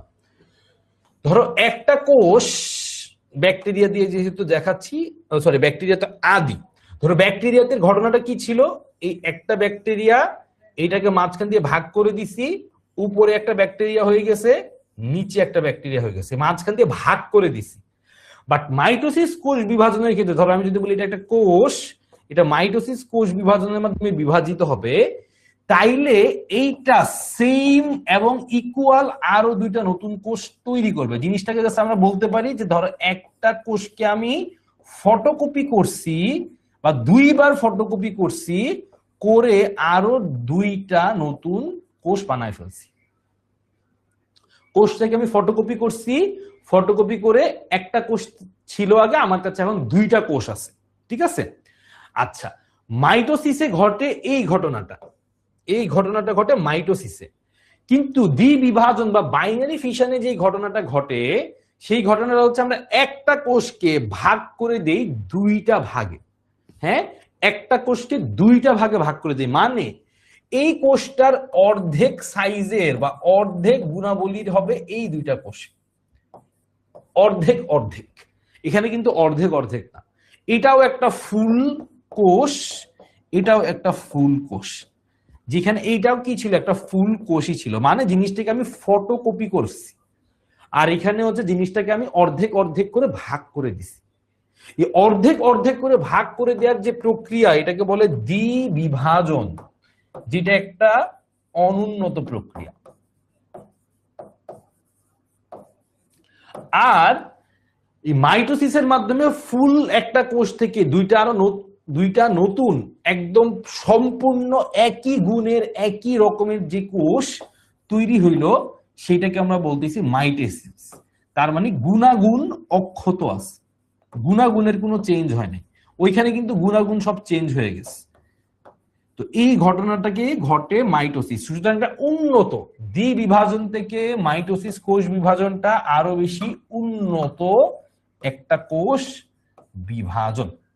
ঠিক আছে, উন্নত কোষ বিভাজন, এইটা হচ্ছে মাইটোসিস কোষ বিভাজনের একটা প্রক্রিয়া। এখন মাইটোসিস কোষ বিভাজনের হচ্ছে একটা অযৌন প্রজনন। এই জিনিসটা আবার অনেকে বুঝে না, যৌন আর অযৌন প্রজননের পার্থক্যটা আমি একটু সহজে এটা বুঝাই দিই, তাইলে অনেক ইজি হয়ে যাবে। তো প্রজনন মানে হচ্ছে বংশবৃদ্ধির প্রক্রিয়াকে আমরা বলি প্রজনন। এই প্রজননের একটা টাইপকে আমরা বলি যৌন প্রজনন, আরেকটা টাইপকে আমরা বলি অযৌন প্রজনন।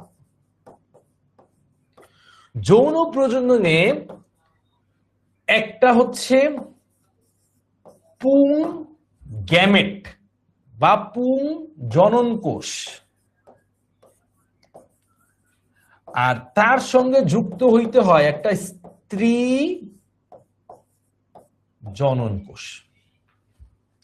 অযৌন জননে এইরকম কোন পুং জনন কোষ বা স্ত্রী জনন কোষ এর সাথে যুক্ত হওয়ার মানে দুইটা বিপরীত ধর্মী, এই দুইটা কি পরস্পরের বিপরীত ধর্মী যে দুইটা কোষ, এদেরকে পরস্পরের সঙ্গে যুক্ত হওয়ার কোনো ঘটনা এখানে ঘটে না।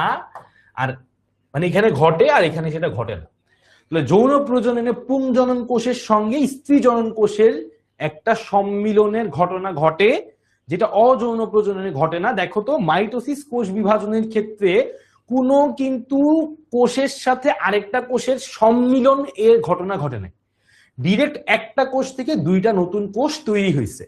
তো এই জন্য এটা হচ্ছে একটা অযৌন প্রজনন, কারণ এইটাতে কোনো পুংজনন কোষ বা স্ত্রী জনন কোষের সম্মিলন ঘটে না। যদি কোথাও ঘটে সেটা হচ্ছে যৌন প্রজনন। ঠিক আছে, তো যৌন প্রজননের উন্নত প্রাণীতে আমরা যদি বলি অযৌনটা হচ্ছে মাইটোসিস, অযৌনটা যদি হয় মাইটোসিস, তাইলে যৌন প্রজননের একটা টাইপ হচ্ছে মিওসিস, মাইটোসিস, আর এটা হচ্ছে মিওসিস।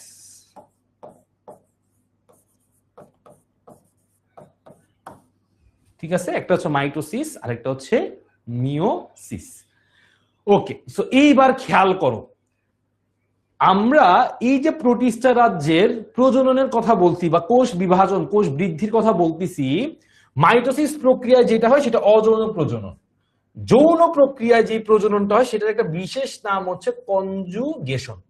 তো কনজুগেশনটাই কি হয়, একটা স্ত্রী অংশ একটা পুং অংশের সঙ্গে মিলিত হওয়া বা জনন কোষটা মিলিত হওয়ার মাধ্যমে একটা নতুন জীব তৈরি করতেছে। এই প্রসেসটার নাম এদের জন্য হচ্ছে কনজুগেশন। ঠিক আছে, আচ্ছা, এরপরে বলছে ভ্রূণ গঠিত হয় না। আরেকটা ইম্পর্টেন্ট জিনিস, এটা তোমার এমসিকিউতে অনেক বেশি আসে, অনেক বেশি আসে এমসিকিউতে, খেয়াল করো সবাই। ভ্রূণ জিনিসটা কি? আমাদের মানব দেহের কথা যদি আমরা বলি, শুক্রাণু আর ডিম্বাণু যখন পরস্পরের সঙ্গে মিলিত হয় তখন প্রথম যেই কোষটা তৈরি করে সেটার নাম হচ্ছে জাইগোট। তাহলে জাইগোট, এই জাইগোটটা কিন্তু একটাই কোষ, জাইগোটটা একটাই কোষ, একটা কোষ। এই জাইগোটটা একটা কোষ থেকে ধীরে ধীরে মাইটোসিস প্রক্রিয়ায় আরো কোষের সংখ্যা বাড়াইতে থাকে। তাহলে আমরা আমাদের জীবন শুরু হয়েছে একটা মাত্র কোষ থেকে, বাবারা, জীবনটা শুরু হয়েছে এই একটা মাত্র কোষ থেকে, যেটার নাম ছিল জাইগোট। এটা থেকে আজকে আমরা এত বড় দেহি একটা প্রাণী, মানে প্রাণী বলতে মানুষ হয়ে গেছি। এই জাইগোটটা আসছে কোত্থেকে? শুক্রাণু প্লাস ডিম্বাণু, এই দুইটা মিলায় আমরা পাইছি হচ্ছে এই জাইগোট। এই জাইগোটটা এবার অসংখ্য কোষ এ বিভাজিত হইতে থাকে, অসংখ্য কোষ। একটা থেকে ফার্স্টে তো একটা থেকে এতগুলো হয় নাই, তাহলে আবার তোমরা ভুল বুঝবা। একটা থেকে প্রথমে হবে দুইটা, একটা থেকে প্রথমে হবে দুইটা, এই দুইটা থেকে হবে চারটা, এইভাবে করে বাড়তে থাকবে। বাড়তে বাড়তে এক সময় আমরা যে এত লক্ষ লক্ষ কোষ বিশিষ্ট প্রাণীতে পরিণত হয়েছি, এই ঘটনাটা ঘটবে। এই যে তোমার একটা কোষ থেকে এতগুলা কোষে রূপান্তর হইল, এই রূপান্তরের পরে একটা গঠন হয় যেটাকে আমরা বলি ভ্রূণ। যেটাকে আমরা কি বলি? যেটাকে আমরা বলি ভ্রূণ। ঠিক আছে? এই ভ্রূণের কারণে আমাদের উন্নত একটা বৈশিষ্ট্য আমরা দেখতে পারতেছি। এই যেহেতু প্রতিষ্ঠা রাজ্যের প্রাণীরা উন্নত হচ্ছে, এখনো কিন্তু উন্নত হয়ে যায় নাই, তার কারণে এদের ভ্রূণ গঠিত হয় না, কিন্তু এদের উন্নত আরেকটা বৈশিষ্ট্য হচ্ছে মাইটোসিস, কোষ বিভাজনের মাধ্যমে অযৌন প্রজনন হয়। আর যৌন প্রজননের নামটা হচ্ছে কনজুগেশন। কি? কনজুগেশন। গেল। এরা খাবার কিভাবে গ্রহণ করে? খাবার গ্রহণের প্রসেসটা হচ্ছে এরা শোষণের মাধ্যমে খাবার গ্রহণ করে, মানে অন্য কারো কাছ থেকে খাবারটা শোষণ করে। অথবা এদের মধ্যে কিছু কিছু জীব ফটোসিনথেটিক, ফটোসিনথেটিক মানে হচ্ছে সালোক সংশ্লেষণ, ইংলিশে বলে ফটোসিনথেটিক, বাংলায় বলি আমরা সালোক সংশ্লেষণ। এরা সালোক সংশ্লেষণের মাধ্যমেও খাবারটা তৈরি করতে পারে। এই হচ্ছে টোটাল ঘটনাটা। এদের উদাহরণের মধ্যে কিন্তু এমসিকিউ আসে অনেক বেশি, তাইলে আমরা বলছি মনেরা থেকে এমসিকিউ আসে, তারপরে হচ্ছে প্রোটিস্টার উদাহরণ থেকে এমসিকিউ আসে। আচ্ছা, সিকিউ এর জন্য যদি আমরা বলি, সিকিউ এর জন্য প্রোটিস্টাটা একটু কম ইম্পর্টেন্ট। তার মানে কিন্তু আমি বলি নাই যে এটা ইম্পর্টেন্ট না, বাকিগুলোর সাথে তুলনা করলে এটার ইম্পর্টেন্সটা একটু কম, কিন্তু পরীক্ষাতে আসে। আবার এটা মনে করেন না যে ভাইয়া কম বলছে মানে এটা আসে না, এরকম না, আমি তুলনা করতেছি। এইটার থেকে আমরা যদি বলি, এইটা থেকে হচ্ছে তোমার এই মনেরার সিকিউ এর জন্য ইম্পর্টেন্সটা একটু বেশি, তাহলে মনেরাটা সিকিউতে এই প্রোটিস্টাটা থেকে আরো বেশি আসে। এইটা হচ্ছে তোমাদেরকে একটু মাথায় রাখতে হবে। তাহলে আমরা প্রোটিস্টাটা মোটামুটি বুঝে ফেলছি। প্রোটিস্টার উদাহরণ হচ্ছে অ্যামিবা, প্যারামেসিয়াম, ডায়াটম। ঠিক আছে? এই উদাহরণগুলো তোমরা একটু ভালো করে মনে রাখবা। আচ্ছা, আমরা এবার তার পরের যেই ফানজাই আছে, ফানজাইতে চলে যাই। হ্যাঁ, ফানজাইতে যাওয়ার আগে তোমাদের একটু ছবি দেখাই, তাইলে তোমরা ফানজাই ধরে ফেলবা। হ্যাঁ, ছবি দেখলেই ফানজাই ধরে ফেলা যায়। সবাই একটু বলো তো, এই মাশরুমটা কি আমরা চিনি? সবাই যদি বলো মাশরুমটা আমরা চিনি, তাইলে একটা ইয়েস দিয়ে দাও, পাশাপাশি এগুলো বুঝলেও ইয়েস দিয়ে দাও। সবার কাছে একটা পোল দিয়ে দিছি, এই মাশরুমটা কি আমরা চিনি কিনা, চিনলে একটা ইয়েস দিয়ে ফেলি ঝটপট।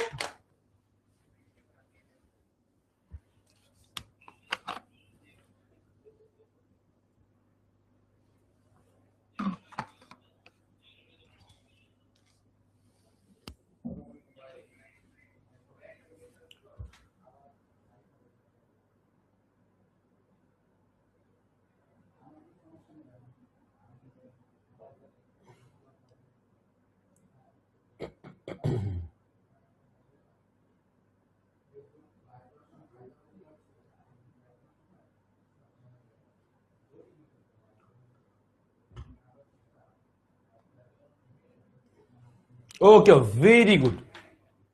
তাহলে ম্যাক্সিমাম স্টুডেন্ট এই মাশরুমটা চিনে। এই মাশরুমের যে গঠনটা সেটাই এখন আমরা জানার চেষ্টা করব। কোথায়? ফানজাই রাজ্যে। কোথায়? ফানজাই রাজ্যে। তাহলে ফানজাই রাজ্য সম্পর্কে চলো আমরা একটু ঝটপট জেনে ফেলি। ফানজাই রাজ্য সম্পর্কে আমরা একটু ঝটপট জেনে ফেলি।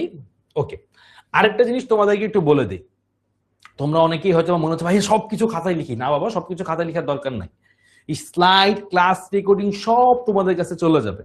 এখানে সবকিছু এভাবেই সাজানো আছে যাতে জিনিসগুলো তোমরা দেখে সহজে বুঝো। কিন্তু তারপরে ভাইয়া ক্লাসে এই যে কিছু ধরো পড়ার পর তো বুঝতে হবে যে ভাইয়া এই মাইসেলিয়াম কথাটার মানেটা কি। হ্যাঁ, মাইসেলিয়াম কথাটার মানেটা কি, এটা তো বুঝতে হবে। এই বুঝার কাজটা তোমাকে সহজ করে দেওয়ার জন্যই আমরা ক্লাসে চেষ্টা করি। এবং কোনটা কিভাবে পড়বা, কিসের জন্য পড়বা, পরীক্ষাতে কোন পার্ট থেকে কেমন প্রশ্ন আসে, এটাও আমরা ক্লাসে বলে দিচ্ছি। তোমার জন্য জিনিসটা গাইডলাইন পাওয়াতে পড়াটা অনেক ইজি হয়ে যায়।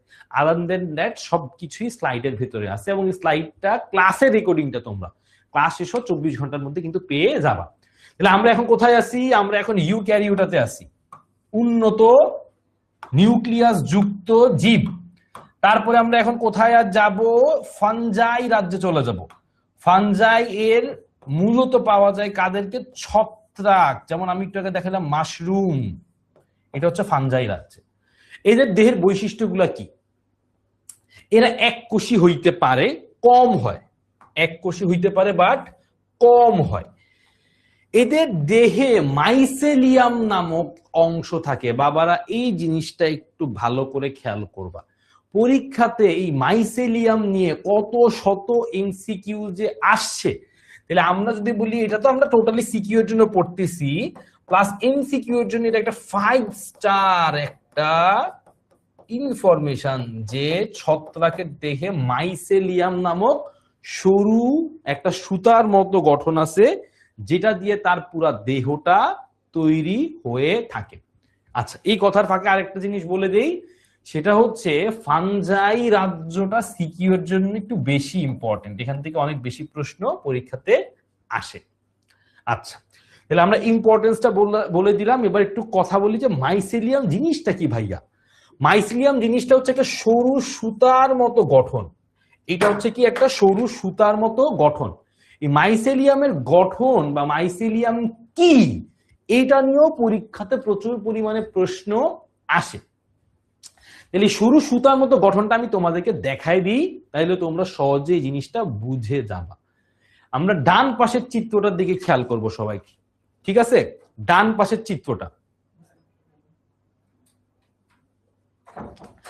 ডান পাশের চিত্রটার দিকে যদি আমরা একটু খেয়াল করি, এই যে এই চিত্রটার এই পার্টটা একটু খেয়াল করো সবাই, একটু খেয়াল করো তো এই পার্টটা। দেখো মাশরুমের ভেতরের যে সুতার মতো গঠন, এই সুতার মতো গঠনগুলো কি দেখা যায় কিনা? ভিতরে যে দেখো সুতা এত মোটা, ঠিক আছে, সুতার মতো গঠনটা কি দেখা যায় কিনা একটু খেয়াল করো তো। বেশি চিকন হয়ে গেছে।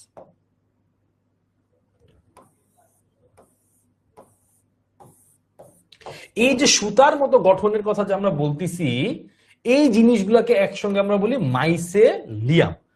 মাইসেলিয়াম নামক সরু সুতার মতো অংশ নিয়ে মূলত এরা গঠন হয়ে থাকে। কি বললাম? মাইসেলিয়াম নামক সরু সুতার মতো একটা অংশ নিয়ে গঠন হয়। আরেকটা মোস্ট ইম্পর্টেন্ট এমসিকিউ এখানে আছে, কোষের সবচেয়ে বাইরে কি থাকে বলতো? কোষ প্রাচীর থাকে না? কোষ প্রাচীরটা মূলত একটা জীবকে সুরক্ষা প্রদান করে, তার শক্তি হয়। যেমন আমি বলছি একটা ঘরের বাইরে বাউন্ডারি দেয়াল আছে, মানে একটা ঘর, সেই ঘরটা একটা ঘর, সেই ঘরটা হচ্ছে একটা দেয়াল দিয়ে ঘেরা। এই একটা ঘর ধরো, এই ঘরটা দেয়াল দিয়ে ঘেরা, চারপাশে কি আছে? চারপাশে একটা দেয়াল আছে।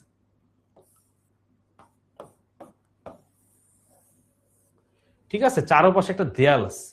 একটা ঘরের চারদিকে যে একটা দেয়াল আছে, এই দেয়াল থাকার কারণে ঘরটা কি থাকবে? সুরক্ষিত থাকবে। ঠিক একইভাবে একটা কোষের চারদিকে যখন কোষ প্রাচীর থাকে, যখন চারদিকে কি থাকে? একটা কোষ প্রাচীর থাকে, তখনও সেই কোষটা এরকম সুরক্ষিত অবস্থায় থাকে। কোষ প্রাচীর যখন থাকবে, কোষটা সুরক্ষিত অবস্থায় থাকবে। এই কোষ প্রাচীরের মধ্যে আবার ছত্রাক বা ফানজাইয়ের যে কোষ প্রাচীরটা, সেটা কি দিয়ে তৈরি? সেটা কাইটিন দিয়ে তৈরি। এখন তুমি বলবো ভাইয়া কাইটিনটা আবার কি? তুমি কাইটিন নিয়ে যদি একটু জানতে চাও, কাইটিনটা হচ্ছে খুবই শক্ত একটা আবরণী। হ্যাঁ, খুবই শক্ত একটা আবরণী বা খুবই শক্তিশালী একটা আবরণী, যেটা ছত্রাককে পরিবেশের সকল প্রতিকূলতা থেকে রক্ষা করে, সকল প্রতিকূলতা থেকে রক্ষা করে এই শক্তিশালী আবরণী কাইটিন। এটা হচ্ছে মূলত কি, এটা হচ্ছে মূলত ছত্রাকের কোষ প্রাচীর, বা আমরা এটাকে কি বলতে পারি, কাইটিন বলতে পারি, বা এটার নামটা হচ্ছে কাইটিন দিয়ে গঠিত। এই হচ্ছে ছত্রাকের ইনফরমেশনটা। এবং আরেকটা জিনিস বলা ভালো, এই এমসিকিউটা যেমন ইম্পর্টেন্ট, এই জিনিসটাও এমসিকিউর জন্য সেম ভাবে ইম্পর্টেন্ট। আচ্ছা, এইবার দেখো, ছত্রাক বা হচ্ছে ফানজাই রাজ্যে কারোর ক্লোরোপ্লাস্ট থাকে না, অলমোস্ট 99.99%-এরই কি নাই, ক্লোরোপ্লাস্ট বা প্লাস্টিড নাই। যেহেতু ক্লোরোপ্লাস্ট বা প্লাস্টিড নাই, যার কারণে এরা কি করতে পারে না, নিজেদের খাবার নিজেরা তৈরি করতে পারে না, অন্যের কাছ থেকে খাবার নিয়ে শোষণ করে নেয়। ধরো এরা আমাদের দেহে বাস করতে পারে, কোনো জীব দেহে বাস করতে পারে, মৃত দেহতেও এরা বাস করতে পারে। এই মৃত দেহকে যে পচায় ফেলে, এটাও কিন্তু ছত্রাকের একটা বড় কাজ। এই মৃত দেহে যদি এরা থাকে তাইলে এদেরকে বলে মৃতজীবী। যদি এরা অন্য কোনো জীবের দেহে থাকে তাহলে তাদেরকে বলে পরজীবী। কি বলে? মৃত দেহে থাকলে মৃতজীবী, আর অন্য কোনো প্রাণীর দেহে থাকলে সেটাকে বলে পরজীবী। ধরো ছত্রাকটা আমাদের দেহে আছে, তাইলে সেটা পরজীবী। কোন একটা মৃত প্রাণী বা মৃত উদ্ভিদের দেহে আছে, তখন সেটা মৃতজীবী। সে কেন মৃতজীবী হয়? কারণ সে মৃত দেহ থেকে খাবার দাবার নেয়। সে কেন পরজীবী হয়? কারণ সে মানুষ বা অন্যান্য কোনো প্রাণী জীব থেকে নিজের খাবারটা সে শোষণ পদ্ধতিতে গ্রহণ করে। ঠিক আছে? আচ্ছা, এবার আমরা একটা জায়গায় একটু দাঁড়ায় আছি, এটা হচ্ছে কি, এই পোর্শনটা, তারা কোষ বিভাজন কিভাবে করে বা তাদের বংশ বৃদ্ধিটা কিভাবে হয়, খুবই ইম্পর্টেন্ট। সিকিউ এর জন্য, এমসিকিউ এর জন্য এই ফানজাই রাজ্যটা কিন্তু খুবই খুবই গুরুত্বপূর্ণ। আমরা একটু হ্যাপ্লয়েড স্পোরের ছবিটা দেখে ফেলি, তাইলে আমাদের জন্য জিনিসটা বোঝা অনেক বেশি সহজ হয়ে যাবে। এইটা হচ্ছে একটা স্পোরের চিত্র, খেয়াল করো তোমরা সবাই। হ্যাঁ, আমরা নিশ্চয়ই এতদিনে ডিপ্লয়েড আর হ্যাপ্লয়েড সম্পর্কে জানি। যেমন আমি তোমাকে বলি, শুক্রাণু বা জনন কোষ, আর আমরা যদি সাথে আবার ডিম্বাণু শুক্রাণু দুইটার কথা একসাথে বলি, শুক্রাণু প্লাস ডিম্বাণু মিলে তৈরি হয় হচ্ছে কি, একটা জাইগোট।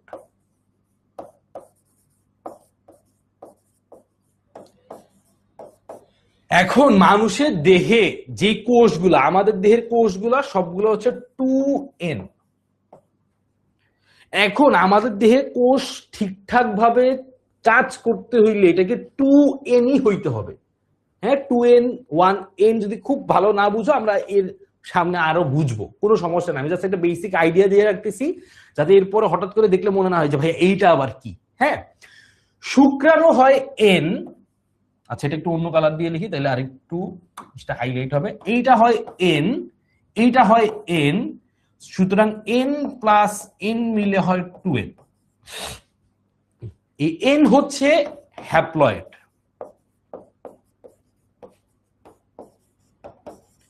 আর 2n হচ্ছে ডিপ্লয়েড। এই হ্যাপ্লয়েড এটা হচ্ছে মূলত জনন কোষে হয়। স্পোর, এই যে দেখো এগুলো এক একটা স্পোর, এগুলো সব কি বলছে, এগুলো সব হ্যাপ্লয়েড, মানে এগুলো সব এন।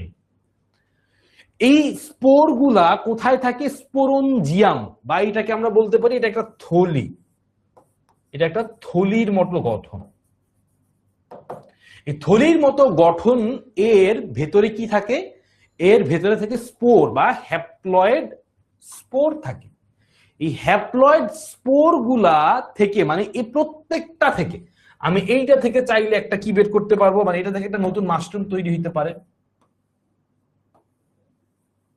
এইটা থেকে একটা নতুন মাশরুম তৈরি হইতে পারে, এইটা থেকে নতুন আরেকটা মাশরুম তৈরি হইতে পারে, এইটা থেকে নতুন আরেকটা মাশরুম তৈরি হইতে পারে। এইভাবে প্রত্যেকটা থেকে এই প্রত্যেকটা থেকে একটা করে নতুন মাশরুম, বা আমরা যদি মাশরুমের কথা বলতেছি অন্যান্য ছত্রাক তৈরি হইতে পারে। এইটা হচ্ছে স্পোর। এইটাকে স্পোরের মাধ্যমে বংশবৃদ্ধি করা বলে। বুঝতে পারছি? খুবই সহজ। আশা করি ছবিটা দেখে আরো ক্লিয়ার হয়ে গেছে। আচ্ছা, উদাহরণটা কি? উদাহরণটা হচ্ছে ইস্ট, পেনিসিলিয়াম এবং হচ্ছে মাশরুম। পরীক্ষাতে এই পেনিসিলিয়াম থেকে সাধারণত উদাহরণ, এই এমসিকিউটা যদি হয় এখান থেকে, তাহলে পেনিসিলিয়ামকে নিয়ে প্রশ্নটা বেশি হয়ে থাকে। তাহলে আমরা 5টা রাজ্যের মধ্যে মনেরা শেষ করে ফেললাম, প্রোটিস্টা শেষ করে ফেললাম, ফানজাইও শেষ করে ফেললাম। চলো এবার আমরা একটু ঝটপট উদ্ভিদ আর প্রাণী নিয়ে জানি, যেটা আমরা সবাই জানি। হ্যাঁ, উদ্ভিদ। প্ল্যান্টটি কি? প্ল্যান্ট হচ্ছে, প্ল্যান্ট কথাটা আসছে কোত্থেকে এটা একটু খেয়াল করো। মানে প্ল্যান্ট থেকে আসছে, প্ল্যান্ট এর সাথে একটা যুক্ত হয়েছে এই, প্ল্যান্ট এর সাথে একটা এই যুক্ত হয়েছে। প্ল্যান্ট জিনিসটা হচ্ছে উদ্ভিদ। উদ্ভিদরা যেই জগতের মধ্যে থাকবে সেইটাকে আমরা প্ল্যান্টই বলতেছি। এই প্ল্যান্ট বা উদ্ভিদের যেই জগৎ, সেটাতে আমাদের কম বেশি সবারই জানা, সুতরাং এখানে খুব বেশি কঠিন কিছু নাই। যেমন আমরা জানি, ধরো উদ্ভিদ, উদ্ভিদের গাছের পাতা দেখতে একরকম, কাণ্ড দেখতে একরকম। উদ্ভিদের ভিতরে আমরা জানি হচ্ছে বিভিন্ন টিস্যু আছে, হ্যাঁ, তার বাইরে গাছের বাকল, বা গাছের বাকলটা সরাইলে, বাইরে শক্ত বাকল সরাইলে গাছের ভিতরে আবার নরম অংশও পাওয়া যায়। তাহলে গাছের বিভিন্ন রকম কাজ আছে। সে খাবার তৈরি করে, খাবার পরিবহন করে, তাই না? তার সালোক সংশ্লেষণ করতে হয়। বিভিন্ন কাজের জন্য বিভিন্ন রকম কি আছে, কোষ আছে বা টিস্যু আছে। তার মানে প্রথম কথা হচ্ছে, আমরা বলছি যে যত উন্নত হব কোষের সংখ্যা তত বাড়বে। প্ল্যান্টটি বা উদ্ভিদের মধ্যে সবাই বহুকোষী, কোনো এক কোষী উদ্ভিদ হওয়া সম্ভব না। এরা সবাই কি? এরা সবাই বহুকোষী। এরা সবাই কি? এরা সবাই বহুকোষী। ঠিক আছে? আচ্ছা,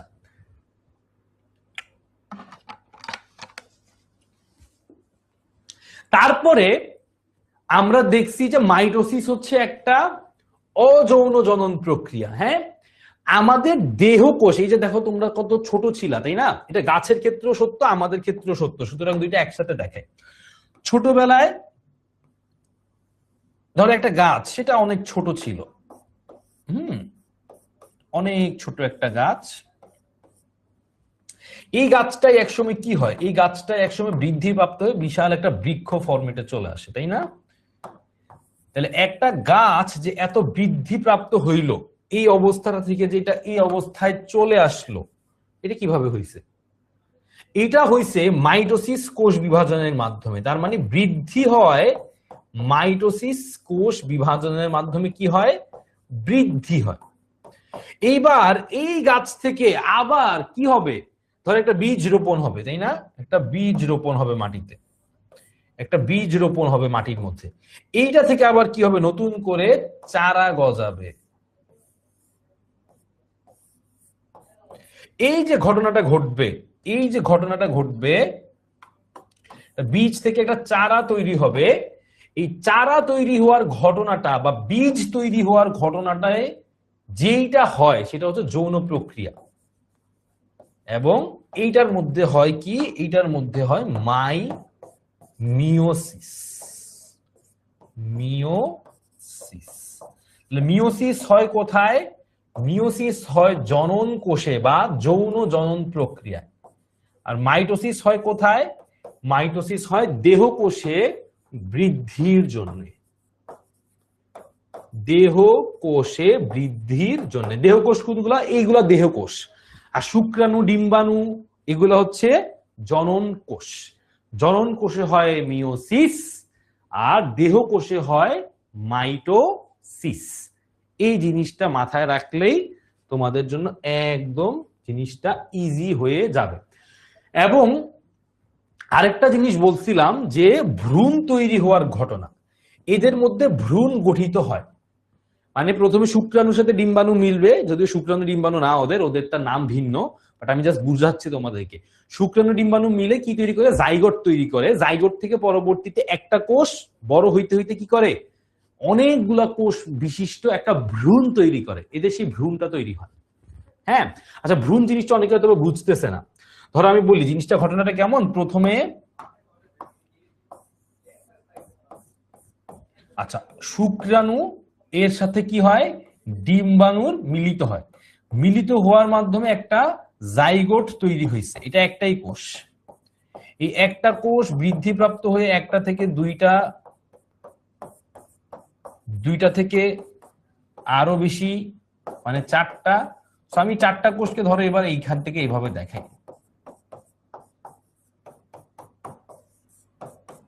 এই চারটা কোষ ধরো এইভাবে আছে একসাথে। এইভাবে আরো অসংখ্য কোষ একসাথে যুক্ত হইতে থাকে।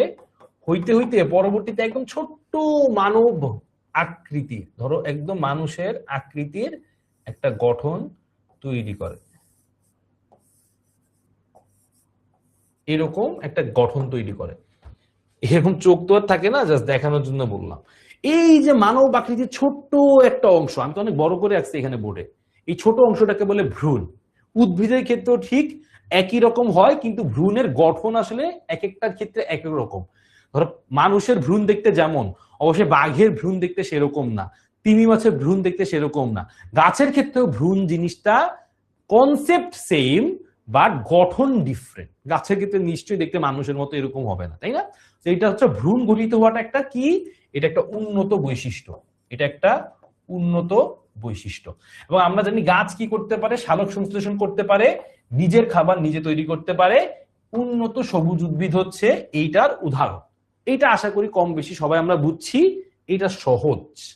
এবার আমরা একটু প্রাণী জগৎ বা অ্যানিমেলিয়াতে চলে আসি। অ্যানিমেলিয়াটা হচ্ছে সবচেয়ে উন্নত এখন পর্যন্ত যতগুলা জগৎ নিয়ে আমরা কথাবার্তা বলছি, এটা হচ্ছে সবচেয়ে উন্নত। অ্যানিমেলিয়া আর প্ল্যান্টি দুইটা থেকে সিকিউ আসে, বাট এইটা থেকে হচ্ছে একটু বেশি পরিমাণে সিকিউ আসে। হ্যাঁ, তো এটা হচ্ছে সবচেয়ে উন্নত রাজ্য। সবচেয়ে উন্নত রাজ্য কি? এর আগে জটিল টিস্যুতন্ত্র ছিল। হ্যাঁ, এদের টিস্যুতন্ত্রগুলো আরো জটিল। এদের শুধু তন্ত্র না, এদের অঙ্গও আছে। এদের অঙ্গ আছে, তন্ত্র আছে, আরো অনেক জটিল কিছু গঠন আছে। এদের চিন্তা আছে, বিবেক আছে, ব্রেইন আছে, অনেক অনেক আরো বিষয় এর সাথে কাজ করে। আরেকটা জিনিস হচ্ছে, ধরো প্রাণীরা চলাফেরা করতে পারে, মুভ করতে পারে, বাট উদ্ভিদ কিন্তু মুভ বা চলাফেরা করতে পারে না। সেটাও কিন্তু একটা উন্নত বৈশিষ্ট্যের বিষয়। তারপরে এখানে আবার একটা ঝামেলা আছে, এই প্রাণীদের কারোরই কিন্তু কি থাকে না, প্লাস্টিক থাকে না। তাহলে কি আমরা খেয়াল করব প্রাণীদের কি কি থাকে না? প্রাণীদের কোষ প্রাচীর থাকে না। কোষ প্রাচীর হচ্ছে মূলত উদ্ভিদের বৈশিষ্ট্য, প্লাস ছত্রাক বা ফানজাইয়ের ক্ষেত্রে আমরা কোষ প্রাচীরটা দেখি। এখানে মোস্ট ইম্পর্টেন্ট কথাটা হচ্ছে এদের কোনো প্লাস্টিড নাই। প্লাস্টিড না থাকার কারণে এদের কি হয় না, সালোক সংশ্লেষণ হয় না। সালোক সংশ্লেষণ না হওয়ার কারণে কি প্রবলেম হয়? এরা নিজেদের খাদ্য নিজেরা তৈরি করতে পারে না। নিজেদের খাদ্য নিজেরা তৈরি করতে পারে না। তাহলে এদের খাবারটা আসে কোত্থেকে? এদের খাবারটা আসে হচ্ছে উদ্ভিদের কাছ থেকে। ঠিক আছে? আচ্ছা, যেহেতু নিজের খাবার নিজে তৈরি করতে পারে না, যারা নিজের খাবার নিজেরা তৈরি করতে পারে না তাদেরকে বলে হেটেরোট্রফিক। ঠিক আছে, ওকে ফাইন। এবার যৌন জনন কি হবে? অবশ্যই যৌন জনন প্রক্রিয়াটা হচ্ছে মিওসিসের মাধ্যমে এবং দেহকোষটা মাইটোসিসের মাধ্যমে। আর হ্যাপ্লয়েড পুং গ্যামেট মানে হচ্ছে আমরা বলতে পারি শুক্রাণু। হ্যাপ্লয়েড পুং গ্যামেট মানে হচ্ছে শুক্রাণু। আর স্ত্রী গ্যামেট মানে ডিম্বাণু। এরা পরস্পর মিলে প্রথম কি তৈরি করে? অলরেডি আমরা অনেকবার বলছি, জাইগোট তৈরি করে। এগুলো মূলত আমাদের সিকিউ এর জন্য লাগবে, এখান থেকে এমসিকিউ একটু কম আসে। এমসিকিউতে খালি একটা ইনফরমেশন আছে, সেটা হচ্ছে কারা হেটেরোট্রফিক। এই কথাটা এমসিকিউ এর জন্য ভেরি মাচ ইম্পর্টেন্ট। এবং তুমি খেয়াল করে দেখবে আমরা খাদ্য যখন নেই মুখে তখন চিবাই, গিলি, তারপরে পেটে গিয়ে পরিপাক হয়, তারপরে এটা আমরা হজম করি। তাহলে আমরা কিন্তু জটিল খাবারও কি করে ফেলি? ওই যে মাঝে মাঝে আমরা বলি যে হজম করতে করতে লোহা পর্যন্ত হজম করে ফেলে, তাই না? সো এই হজম করার প্রক্রিয়াটা হচ্ছে কিন্তু প্রাণীদের একটা উন্নত পরিপাক প্রক্রিয়া, এটা একটা উন্নত বৈশিষ্ট্য। সো রয়্যাল বেঙ্গল টাইগার, মানুষ, আশেপাশে যা প্রাণী আছে এগুলো হচ্ছে অ্যানিমেলিয়া জগতের অন্তর্ভুক্ত বা রাজ্যের অন্তর্ভুক্ত। এই হচ্ছে মোটামুটি আমাদের তোমার এই পর্যন্ত একটা কনসেপ্ট, ঠিক আছে? আচ্ছা, এই পর্যন্ত যাওয়ার পরে আমরা এবার আরেকটা জিনিস একটু খেয়াল করব, হ্যাঁ, সেইটা হচ্ছে আমরা এতক্ষণ ধরে 5টা রাজ্য পড়ছি। কয়টা রাজ্য পড়ছি? 5টা। এই 5টা রাজ্য হচ্ছে মোটামুটি আপডেটেড, বাট এরপরে আরেকটা ঘটনা ঘটছে। সেই ঘটনাটা কি? সেই ঘটনাটা হচ্ছে অক্সফোর্ড ইউনিভার্সিটি। তোমরা জানো বিশ্বের একটা নামি দামি ইউনিভার্সিটি হচ্ছে অক্সফোর্ড ইউনিভার্সিটি। তার মধ্যে আবার খুব বুদ্ধিমান এক লোক আছে, যেই লোকের নাম হচ্ছে টমাস ক্যাভলিয়ার, এবং তার আরেক বন্ধু আছে স্মিথ। এই দুই ব্যক্তি মিলে বলছে যে না, 5টা রাজ্যের মধ্যে আমরা আরেকটা বিভাজন করতে পারি। সেই বিভাজনটা হচ্ছে প্রোটিস্টা, যে রাজ্য মানে 2 নাম্বার যে রাজ্য ছিল আমাদের, 2 নং যে রাজ্যটা ছিল, সেই 2 নং রাজ্যটাকে আমরা ভাগ করে দিব, দিয়ে একটাকে বলবো প্রোটোজোয়া, আরেকটাকে বলবো ক্রোমিস্টা। এটা নিয়ে তোমাদের খুব বিস্তারিত পড়ার দরকার নাই, এটা তোমাদের এই ক্লাসে নাই, জাস্ট নামগুলো জেনে রাখলেই হবে। তাহলে আমরা প্রোটিস্টাকে ভেঙ্গে দিয়ে এখন প্রোটোজোয়া আর ক্রোমিস্টা নাম দিয়ে আরো 2টা নতুন রাজ্য নিয়ে আসছি। তো সবাই পারলে এই ছবিটা খাতায় তোলার দরকার নাই, জাস্ট একবার দেখো, আর চাইলে একটা স্ক্রিনশট নিয়ে রাখতে পারো কিভাবে জিনিসটাকে আমরা ভাগ করে ফেলছি। আগে রাজ্য 2 আর 3 মিলে ছিল প্রোটিস্টা। এই 2টা মিলে আগে কি ছিল? এই 2টা মিলে আগে ছিল প্রোটিস্টা। এখন প্রোটিস্টাকে ভেঙে আমরা নতুন 2টা রাজ্য করছি, একটাকে বলছি প্রোটোজোয়া আর একটাকে বলছি ক্রোমিস্টা। জাস্ট এই ইনফরমেশনটুকু জানলেই হবে, এগুলা নিয়ে আর বিস্তারিত তোমাকে এই ক্লাসে পড়তে হবে না। ঠিক আছে, বুঝতে পারছি আমরা? ক্লিয়ার কথাটা?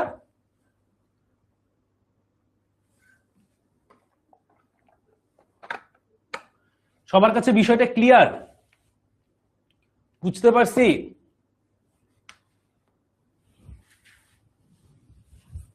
ওকে, সো আমরা এবার একটা পোল দেই, বুঝতে পারছি কিনা তাইলে না বুঝবো, পোল না গেলে বুঝবো কেমনে?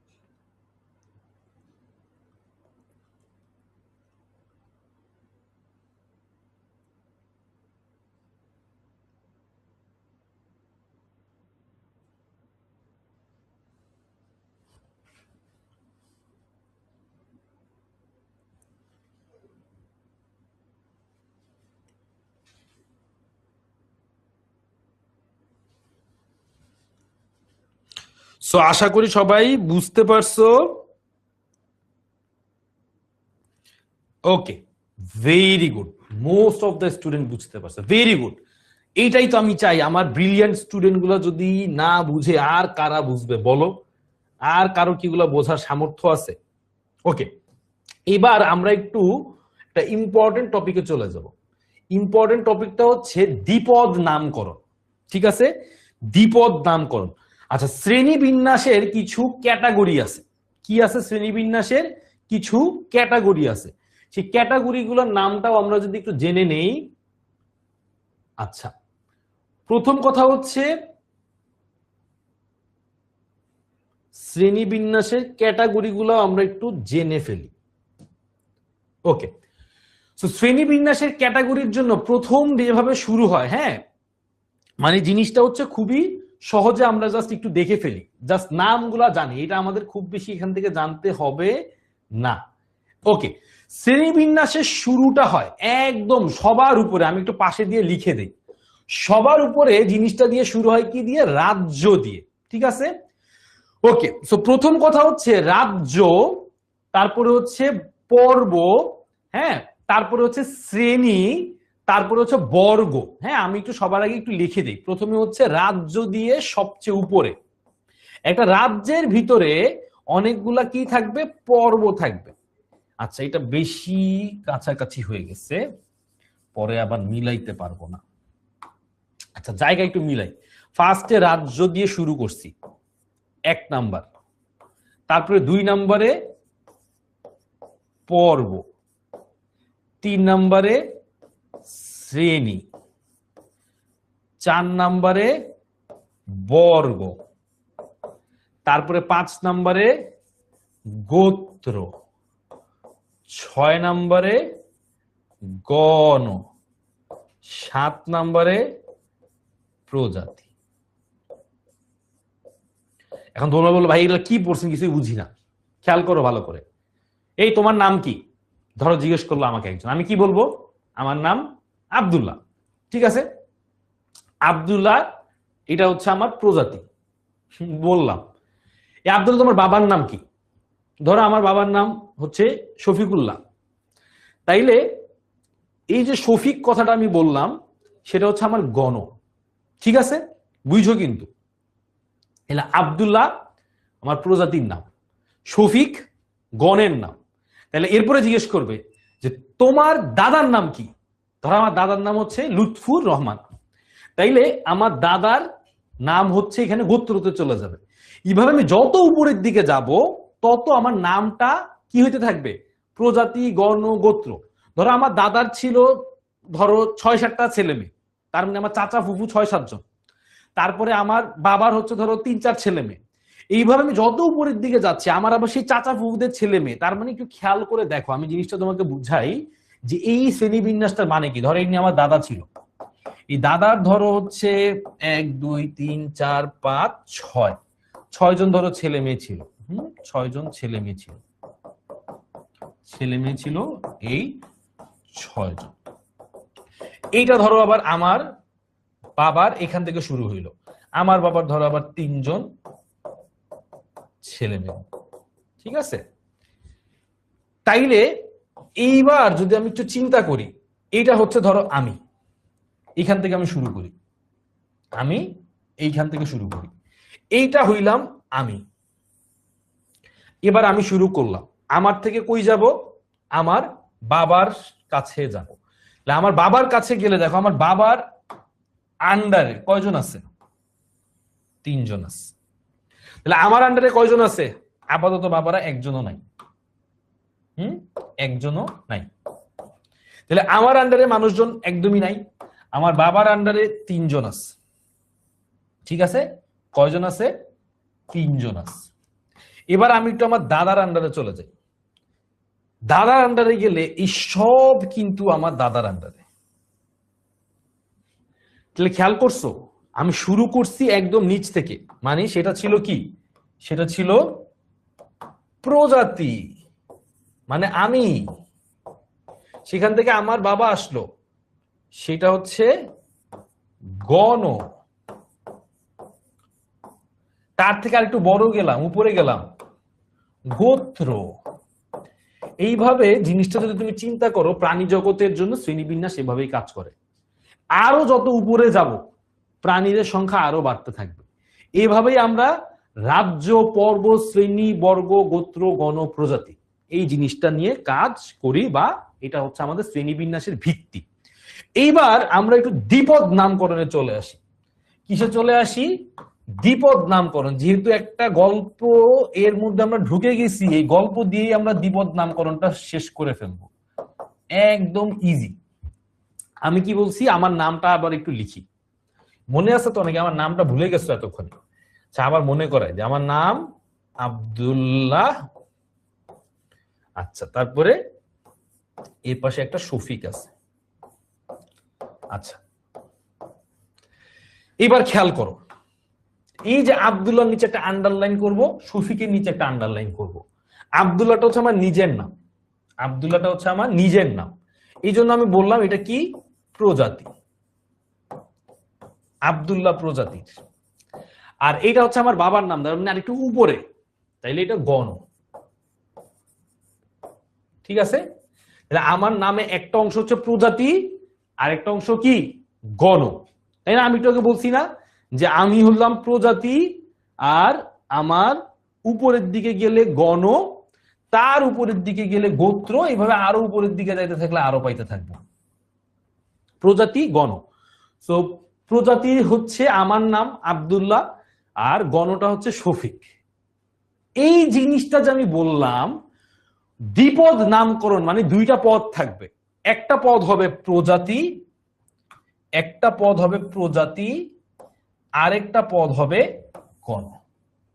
তার মানে দ্বিপদ নামকরণের অংশ হচ্ছে দুইটা, একটা হচ্ছে গণ আরেকটা হচ্ছে প্রজাতি। এবার এটা লিখার কিছু সিস্টেম আছে, তুমি খেয়াল করছো যে আমি এখানে একটা আন্ডারলাইন করছি, বলতে ভাইয়া নাম লিখছেন আন্ডারলাইন না করলেও তো হইতো।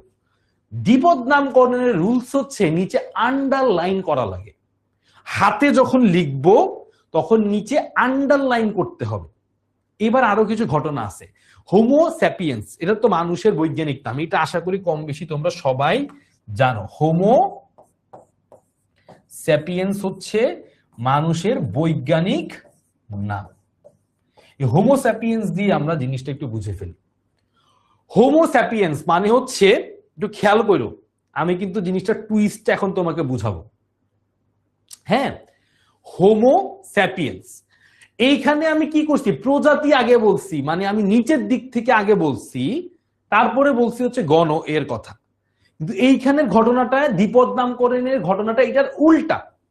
এখানে হচ্ছে আগে গণ এর নাম, আগে কার নাম, আগে গণ এর নাম, আগে গণ তারপরে প্রজাতি। আর আমার নামে আমি দেখাইলাম আগে প্রজাতি পরে গণ, জাস্ট এইটা বোঝানোর জন্য যে দ্বিপদ নামকরণের জিনিসটার মধ্যে কি কি থাকে। তাহলে উপাদান সেম বাট সিরিয়াল ভিন্ন।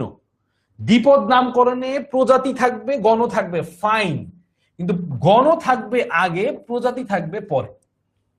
ঠিক আছে, গণ থাকবে আগে প্রজাতি থাকবে পরে, এই হচ্ছে প্রথম কথা।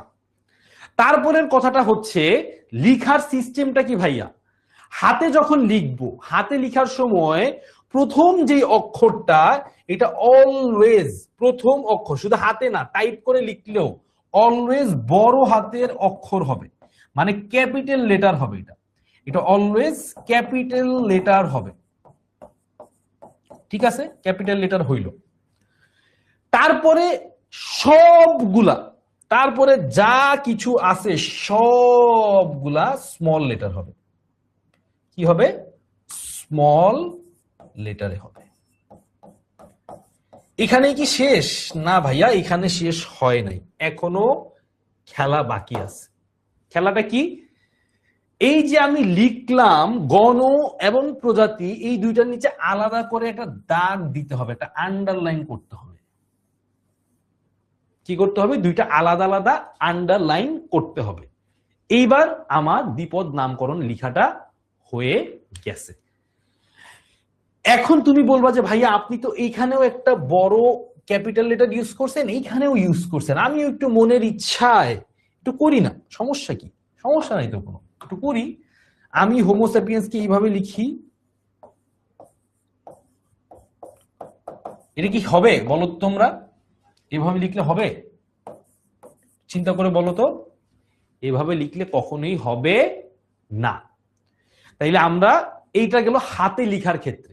যদি হাতে না লিখে এটাকে টাইপ করতাম, তাইলে টাইপ করার সময় একটা জিনিস আছে, প্রথমে একটা ক্যাপিটাল লেটারে বড় হাতের এইচ, তারপরে হোম ও, এগুলো সব ইটালিকে লিখতে হবে। কিভাবে লিখতে হবে? ইটালিকে লিখতে হবে। দেখবা তোমরা টেক্সট লেখার ক্ষেত্রে ইটালিক একটা সিস্টেম আছে। সো টাইপ যদি করে, টাইপ করতে হইলে সেটাকে অবশ্যই ইটালিকে টাইপ করতে হবে। কিসে টাইপ করতে হবে বাবারা? ইটালিক, ইটালিক অক্ষরে টাইপ করতে হবে। যখন আমি ইটালিক অক্ষরে টাইপ করব তখন কিন্তু আমার এই যে নিচে আন্ডারলাইন করা এটা আর লাগবে না। তাইলে ইটালিক অক্ষরে টাইপ করলে নিচে আর আন্ডারলাইন করা লাগবে না, বাট যদি আমি হাতে লিখি তাইলে এভাবে আমার আন্ডারলাইন করে সুন্দর করে লিখতে হবে জাস্ট নরমালি, এবং প্রথম অক্ষরটাই খালি ক্যাপিটাল লেটার হবে, বাকি সবগুলা স্মল লেটার হবে। সবাই একটু আমাকে বলো তো এই পর্যন্ত ক্লিয়ার কিনা? তাইলে মোটামুটি আজকের ক্লাসের একদম বেসিক গুলা তোমাদের কাছে ঝটপট সব ক্লিয়ার হয়ে যাবে।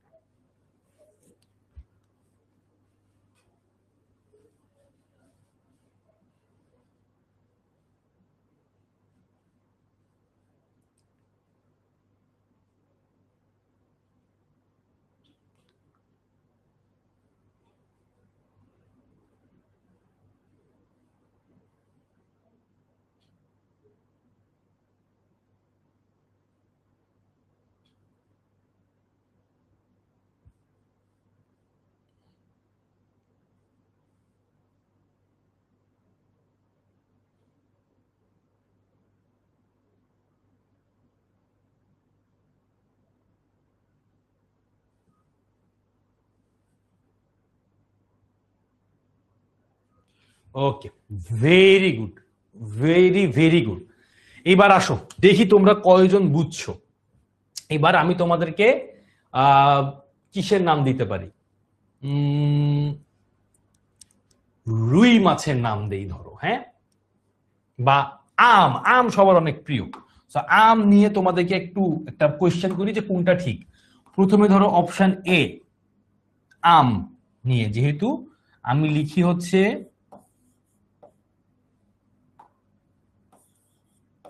আমের নামটা হচ্ছে ম্যাঙ্গো থেকে মাঙ্গিফেরা, মাঙ্গিফেরা ইন্ডিকা। এটা হচ্ছে প্রথমটা, নিচে আন্ডারলাইন করে দিই।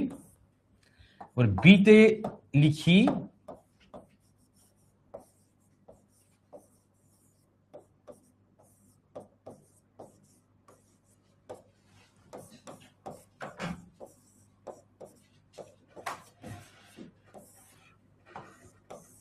ওকে, এবার সিতে লিখি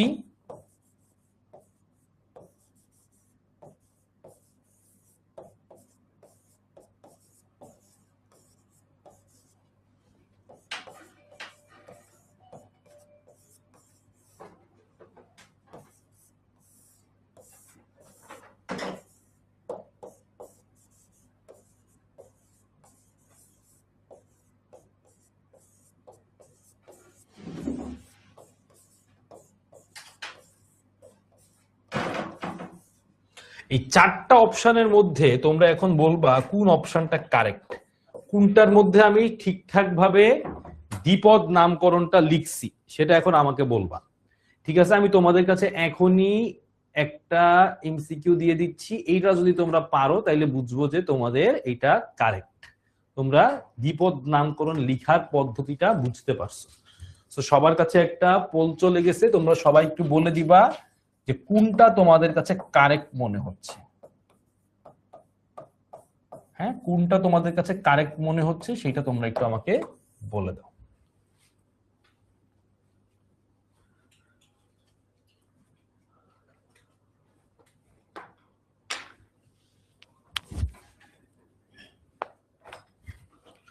দেখি তো কয়জন দ্বিপদ নামকরণ লিখার পদ্ধতিটা বুঝতে পারছে।